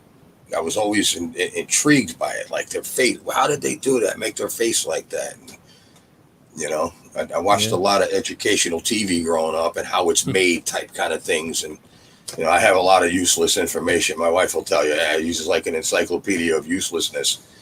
But, if you have a trivia game, you want me on your team. I love watching those old practical effects, like how they're the best, man. There's a reverse shot where when they do it, it looks like it's in part 4. Machete in the head it's backwards. The way they shot that with the fake head and the way they did it and the shots. I don't know. I just always love practical effects, and nothing against CGI. If it can make some things better and some things worse, I don't know. Something about horror and practical. When you have a budget, it works. Yeah. When you have the budget for it, that's works. Not true though either. I've seen some. I just watched. Well, that was a pretty high budgeted movie, and that's but look at something like Pirates of the Caribbean. Look at the budget they had for that. You can't tell real from, you know what I mean? Like they're not on the ocean, but it looks like it's like holy shit. I mean, this looks good. But then you get, like we said, Sharknado. What the hell is this? Yeah, you can see the cutout line around the shark, and it's ridiculous. Yeah. I'm still a practical effects guy. I mean, unless it's really a tough scene to pull off, like practical blood, not CGI blood. I don't know. Yeah. The masters like CGI blood is no good. No, definitely not. Looks too. Well, that's why I love fake. the indie projects. I think there's a lot of opportunity in the indie projects to really be, and there's so many talented people now, and so many different new techniques and new ways to do a lot of these practical effects that they didn't have back in the 80s, or it didn't seem like it, that look even more real now, and so many talented people now. I mean, there was a limited amount of people back in the 80s that were really doing special effects, and now people, even with masks and stuff, you get to reach a lot of more talent, and that's not a bad thing. That's not a bad thing. The indie projects are good too, because they're not that Hollywood crap rehashed where you got to put these big actors in them, and you got to do this and you got to do that, and you got to follow the SAG and all of that crap. All the independents, they might have some shitty acting in some of the movies, but some of the stories are pretty good. They just didn't execute it right. Yeah. You know what I mean? It could have been something better if they changed it around. But some of them, like anybody, there's everything's a remake. Remake Freddy, remake Jason, remake. They got no original ideas. Like Hollywood's. Well, Never Hike Alone. You guys said they got these big budgets that it's hard for them. They don't know what to do with them. A jump on something that's, are they gonna want to spend and take a chance on a movie that may or may not make it, or am I going to make another Marvel movie that even if it's a pile of dog crap, it's gonna people are gonna go and see it. The thing is, Steve's not looking to become a millionaire off of this movie. He's looking to do something, his vision. Yeah. You know what I'm saying? Hollywood, you got these big, Harvey Weinsteins, that are running everything. They're looking at how much money they can make. They don't give a shit what you put out. That's the difference. They don't care about that's the difference. Like to me, I'd rather it's quantity, not quality. Yeah. Exactly. Well, and there's a checklist for them too, right? They have a checklist. It has to have this, has to have this. Exactly. That's the money-making formula that works, right? Exactly. Whereas somebody like you're not following any of that. You're not following the script. You're winging it. You're going with what it comes to mind and doing what you want to do, not listening to, a producer that says, "Oh no, you got to get the hell out of here." Yeah, no kidding, eh? I've watched the guy Chris Stuckman a few times, and I know he's and he kind of mentioned that it's like, well, because he's got some connections, because he's a big YouTuber and he writes things. He's an entertaining guy, but it's like there is a checklist of things he has to go through. Like, I guess people have asked about things, and by the time you break the checklist down, you can't make the movie you want because you gotta hit all the points that you gotta make in the movie, and that makes it difficult.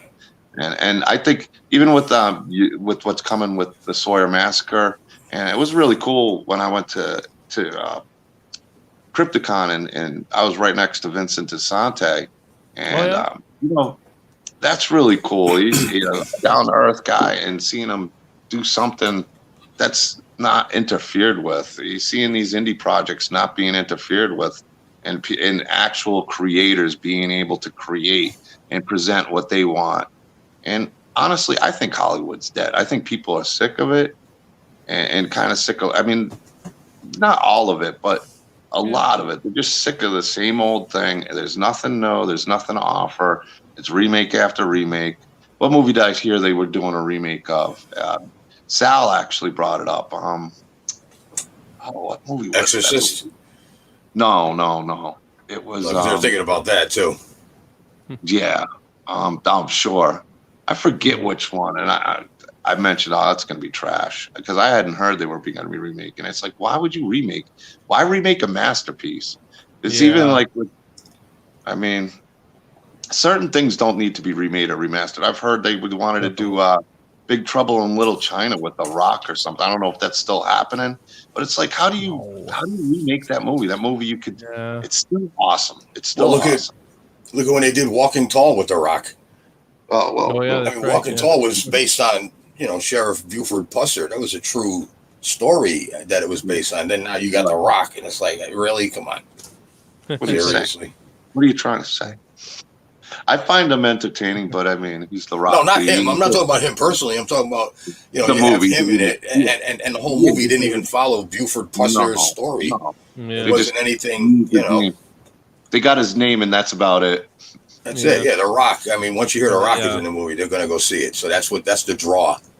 Is The Rock really going to play Jack Burton, though? That's the thing. Like, who else could play Jack Burton other than Kurt Russell? Yes, he will.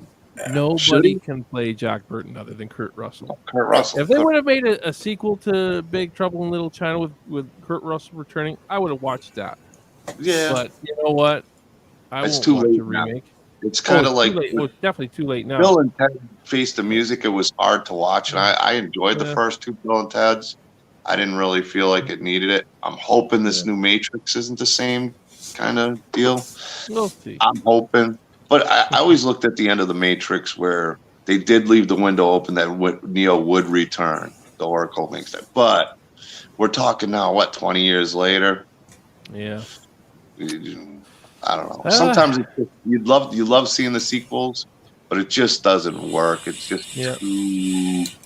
just too long in between, and it just doesn't work.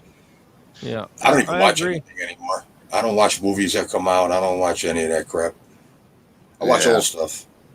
I watch all the old stuff. I keep trying. I definitely, especially with horror. I don't know. I keep asking for suggestions from my viewers on my YouTube channel and stuff like that. What's a good one I could watch? I think the last one I watched that was suggested was that Midsommar one. Yeah. And man, I don't know. I don't think they make movies for me anymore. No, I just don't think they make movies. It's like Hereditary. A lot of people Everybody was in love with Hereditary. That movie sucked. Yeah. I didn't see that one. There's so many I still haven't seen. I haven't been scared by a movie for a long time. I think the reason is all these movies have the same thing to them. A lot of these movies just same premise. The same premise, that happens all the time, the same beats, the same types of characters, the same music. I need some good suspenseful music, and I think the music gets overdone in a lot of modern horror. It's just too much. You're doing too much. It's like less is more sometimes. You're gonna give me more suspense if you can have nothing, and then all of a sudden you just have a little something there, and then turns into a little bit more, and then all of a sudden, wow, there's your big climax, right? I'm not getting that anymore. It's all jump scares too. Everything is jump scares. It's like, okay, you got me. Okay, without now what are you gonna do? Everything seems to be paranormal now. It's like the new trend, like the 90s. Very common, It feels like, and I enjoy it, but paranormal's never been, except for The Exorcist. It's, you got. I almost get confused on some of them, where it's like, okay, which is this one? Which is this one? The Conjuring found footage, honestly.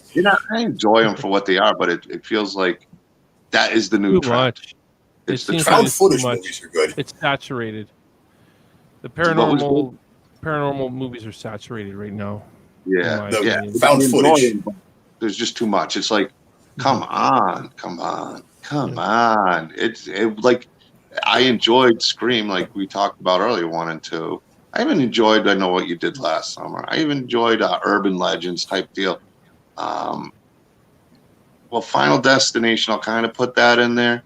But they all had the same tone, theme. Even Halloween with H2O went that direction. And I know what you mean. Well, you know what it is? They try to capitalize off of something that worked.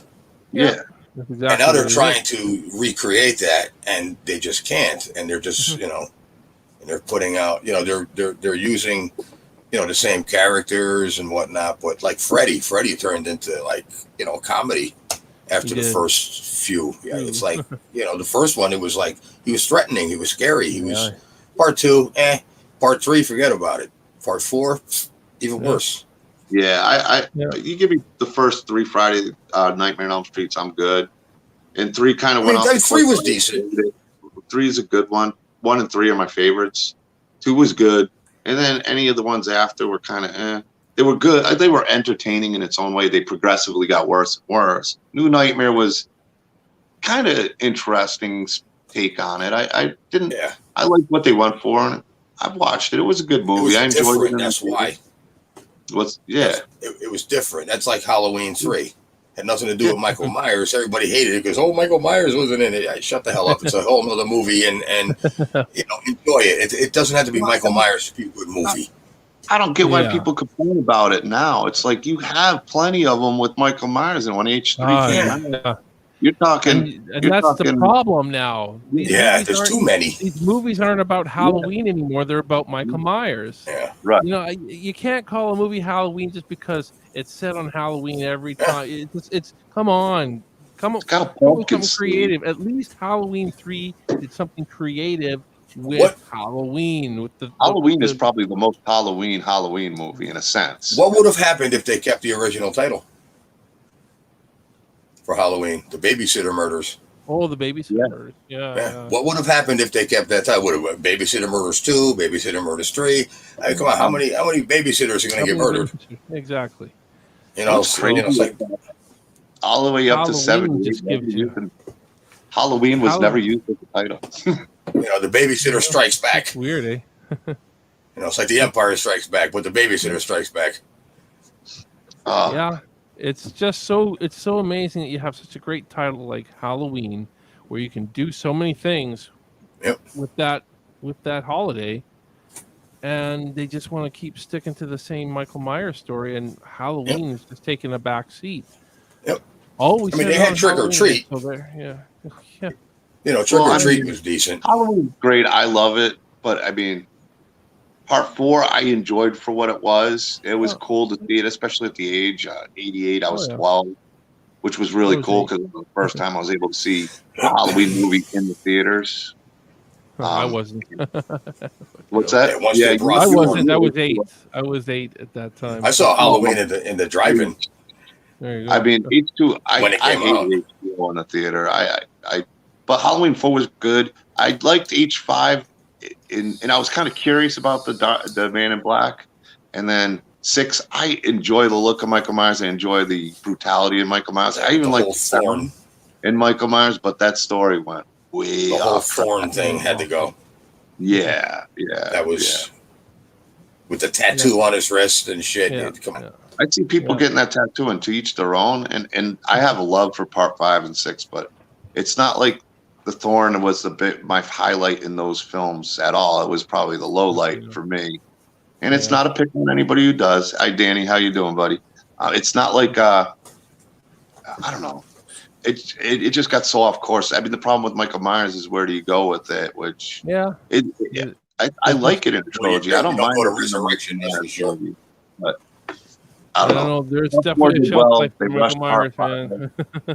Yeah, definitely. He's got to end at some point, right? We talked about Steve. Well, he's 60 years old now. Part 4 left you had a lot. Like I'd love to see something after Part 4 because the story still had potential. It had potential to go to a different direction. It did. And you know what? A while ago, probably over a year ago now, on Instagram, somebody had reached out to me about doing a fan film for Part 4 set in modern days, so it's all the time later, and we're gonna actually acknowledge the end of Halloween 4 properly, and unlike Halloween 5, it really shoehorned it in, right? It felt forced just because they really want to focus on Michael Myers still, and I get it, but at the same time, come on, this is a chance to do something different with this series, you know. But you know what? I haven't heard from that person since. I'm hoping that they go ahead and they do it.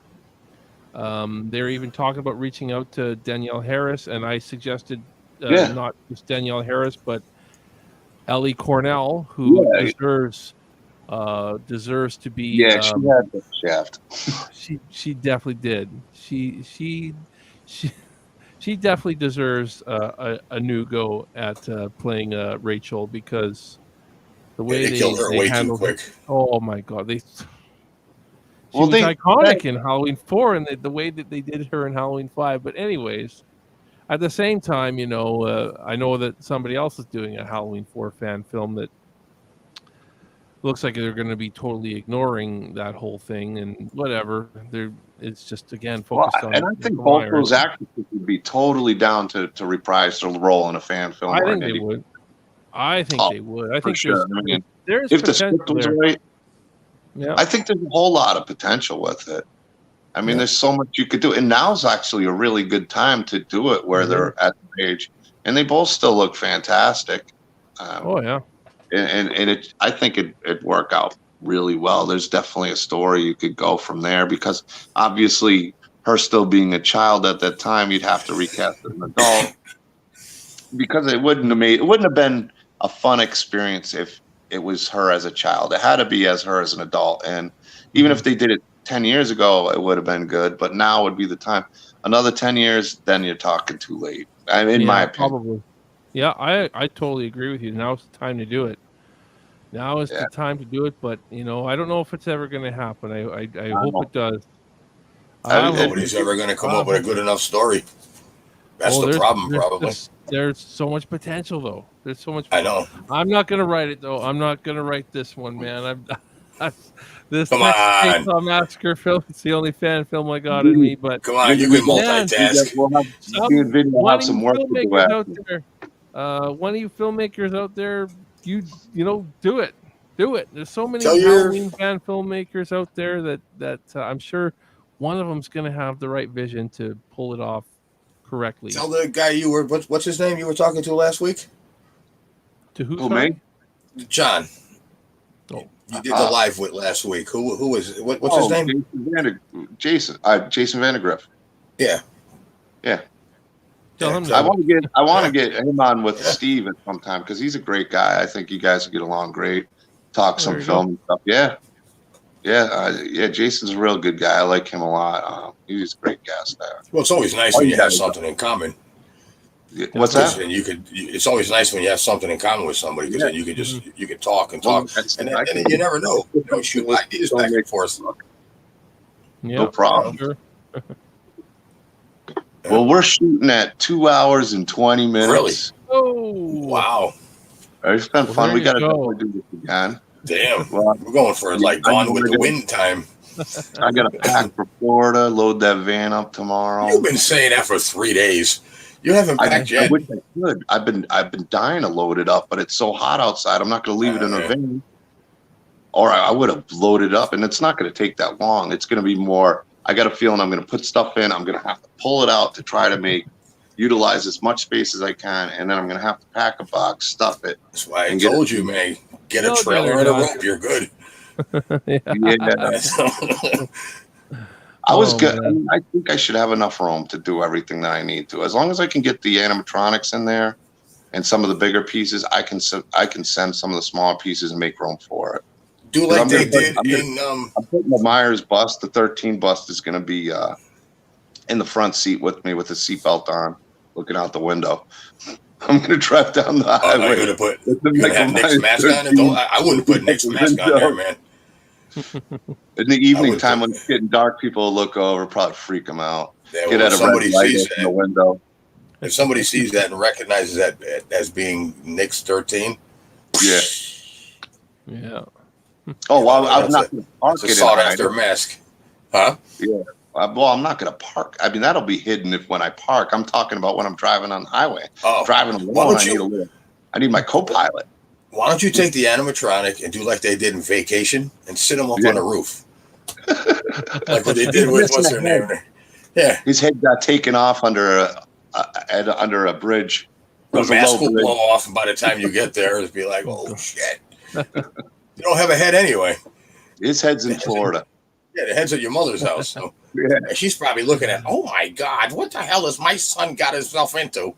Jesus, what's wrong with Johnny? He's always doing this stuff and it's horrible. And his sick friends. My parents shockingly have been really, they're all excited. My mother, I can't wait to go to this event. Me and your father going to dress up. That's great. Father's all excited. Your father's so proud of you. What's your father dressing up as? He's going to, I don't know yet, but your father's going to dress up what I tell him to. I offered to do that. I told him I got that jumpsuit coming. I said, because he's pretty tall and lean.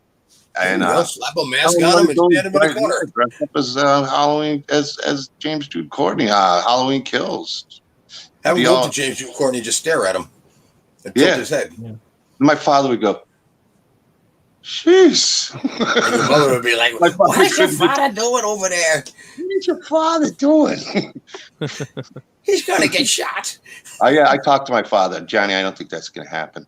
You gotta know my dad. My dad's serious. My mom's just kind of out there. Both great people. So he's a pessimist. Oh, my dad is a straight arrow. Like he's got a little bit of a sense of humor, but he's very. He works with computers. He's become the computer since he's been working since like the 70s. He is the machine. Oh, so he's melding with it. Matrix. He's melding with he's Yoda. He's in his own world doing the Neo thing and dodging bullets and shit. Obi-Wan. Yeah. It's gonna be fun. I'm looking forward to spending some time with them. It's been some time since I've seen them, so going to Florida will be a whole lot of fun. But we're hitting 220, 252. This has been fun though. We definitely got to do it. Fun. Well, I gotta have you, John. I gotta have you and Anthony on my show. Coming up pretty soon, I think we got to get you on my show one of these nights, and we'll set something up. And as Phantasm approaches, it'll be great to have you on, and we'll talk about it. It sounds like it's going to be an awesome event. Should be in Florida. I'm hoping by Wednesday. I'd like to get there Tuesday, but I don't know if it's going to happen. It depends. I leave work at noon.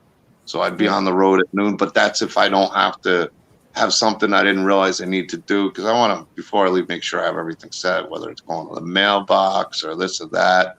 And, that's kind of like half the day already. And if Mustache doesn't keep me up all night, like on Sunday night, where he'll be up all night and not being able to sleep, then going on the road at noon could be a slow start on Monday. I want to hopefully get 10 hours in. I'm hoping to be done, but we'll see. We'll see. He's going to keep you up. Yeah, well, that. It depends. Some nights, no big deal. Other nights, he'll drive me crazy. He'll fall asleep on the toilet. Just sit there with the fan on. And then the fan's so loud, it's like, people, when I get up, I cannot fall back asleep. Yeah. It's all right. He's lucky. He's got a nice mustache. He's a good guy. Yeah, he's good. He's good. It's Vinny's favorite person. Vinny would mustache gets him out of a lot of trouble, If it wasn't for that mustache. He hears Vinny's on the phone. He's like, mask. Yeah. Vinny's going to draw him a custom Mario Myers mask. It's going to be a regular mask, but with a mustache. Yeah. I'm going to take an old push broom I have and connect it to the lip. It's so funny. It's so funny because I have to have him wear a mask when he's on. Goddamn chair. He's done some intros with me and stuff, and he's just so funny. And then watching it is even more funny because I'll put it on the big screen. He'll feel like a TV star. He'll sit there and repeat everything he says, and he does even a better job. He's trying to put me out of work. He's going to be like, he's practicing his lines. Yeah, I'm telling you. He's going over his lines. That's what he's doing. He might just be what you need, Steve, the character you're looking for. Probably. I'm telling you, that dude is a character. He really is, though. He's one of those guys who you can't help but you look at him, even if he's doing something like drives you nuts. It's like, this guy's awesome. Yeah, he's cool. He's definitely cool. I'd like to meet him sometime. He's definitely cool. Well, we got to get you to Crypticon next year. Yeah, if I make it with all of this stuff that I'm doing and all the stuff I have, I got so much planned. It's ridiculous. You better. So much planned. Now you got to build Grandpa's house too. So. That I would definitely drop everything to do. Definitely. Well, I would love to do that. Expect some details coming up soon. That's all I can say. Photos, and I'll give you as much photos as I can. Yeah, just send me whatever you have, and I could take a look at it and see what you got. And perfect. I'm sure I could come up with a few ideas. Definitely. No doubt. Figure something out. Boy, it's been great chatting with you guys tonight. Yeah. And I imagine what time is it over there in the East Coast there now? Is it about 12:30? Yeah, after midnight. Yeah, I don't care. I'm up anyway, so it doesn't matter. He's got work to do. John talks to me all night. He keeps typing. That's all I see is voice messages and typing all night. He's got to keep that ass in gear. There Yeah. you go. I gotta get off Facebook. That's what I need to do so I can get shit done. No kidding. John gets to talking. Forget about it. Oh, believe me, it goes both ways. We will all catch up. Hey, thanks, Vinny, for being here, and a big thank you to Steve Merlo. Check out the Sawyer Massacre. The links are in the description. Indiegogo, the trailer. Let me drop that trailer one more time. Yeah, I'm going to watch that as soon as I get off here. I want to check that out. And check out the Indiegogo. I mean, for a few bucks, you could help this project out. There's all different perks. I think some are only about $5, right? If I remember right. I think the cheapest one is $10 Canadian, so I'm gonna so $2 a minute. Yeah, it's like $7. 25 cents US. No, yeah, who knows? The money's plummeting all over the place right now. So. It is kind of all over the place right now. I can never keep track. So just send gold. Lowest perk is $10, but Canadian. So just send gold bars. That's all. Yeah. Yes, but that's still. I think that's still a great price, and you're going to get it right on digital as soon as it's released. And you can also check out the Sawyer Massacre on Facebook, the group. So yeah, we have a Facebook group and a Facebook page, and Instagram and Twitter, and man, we're on all the social media stuff. And if you happen to miss the links here, you go to the Doomsday Script Facebook. trust me, there'll be a link, probably 2 or 3 days that you'll be able to find the Sawyer Massacre group, no problem. Yes, because this guy John here is a huge supporter. I'm looking forward to it. I appreciate it. Well, you guys in the chat, thank you all for being here and sticking around with us, and we appreciate it. Thanks again, Vinny. Thank you, Steve. Until next time, everybody. Awesome. Take care. You guys have a good night. Good night.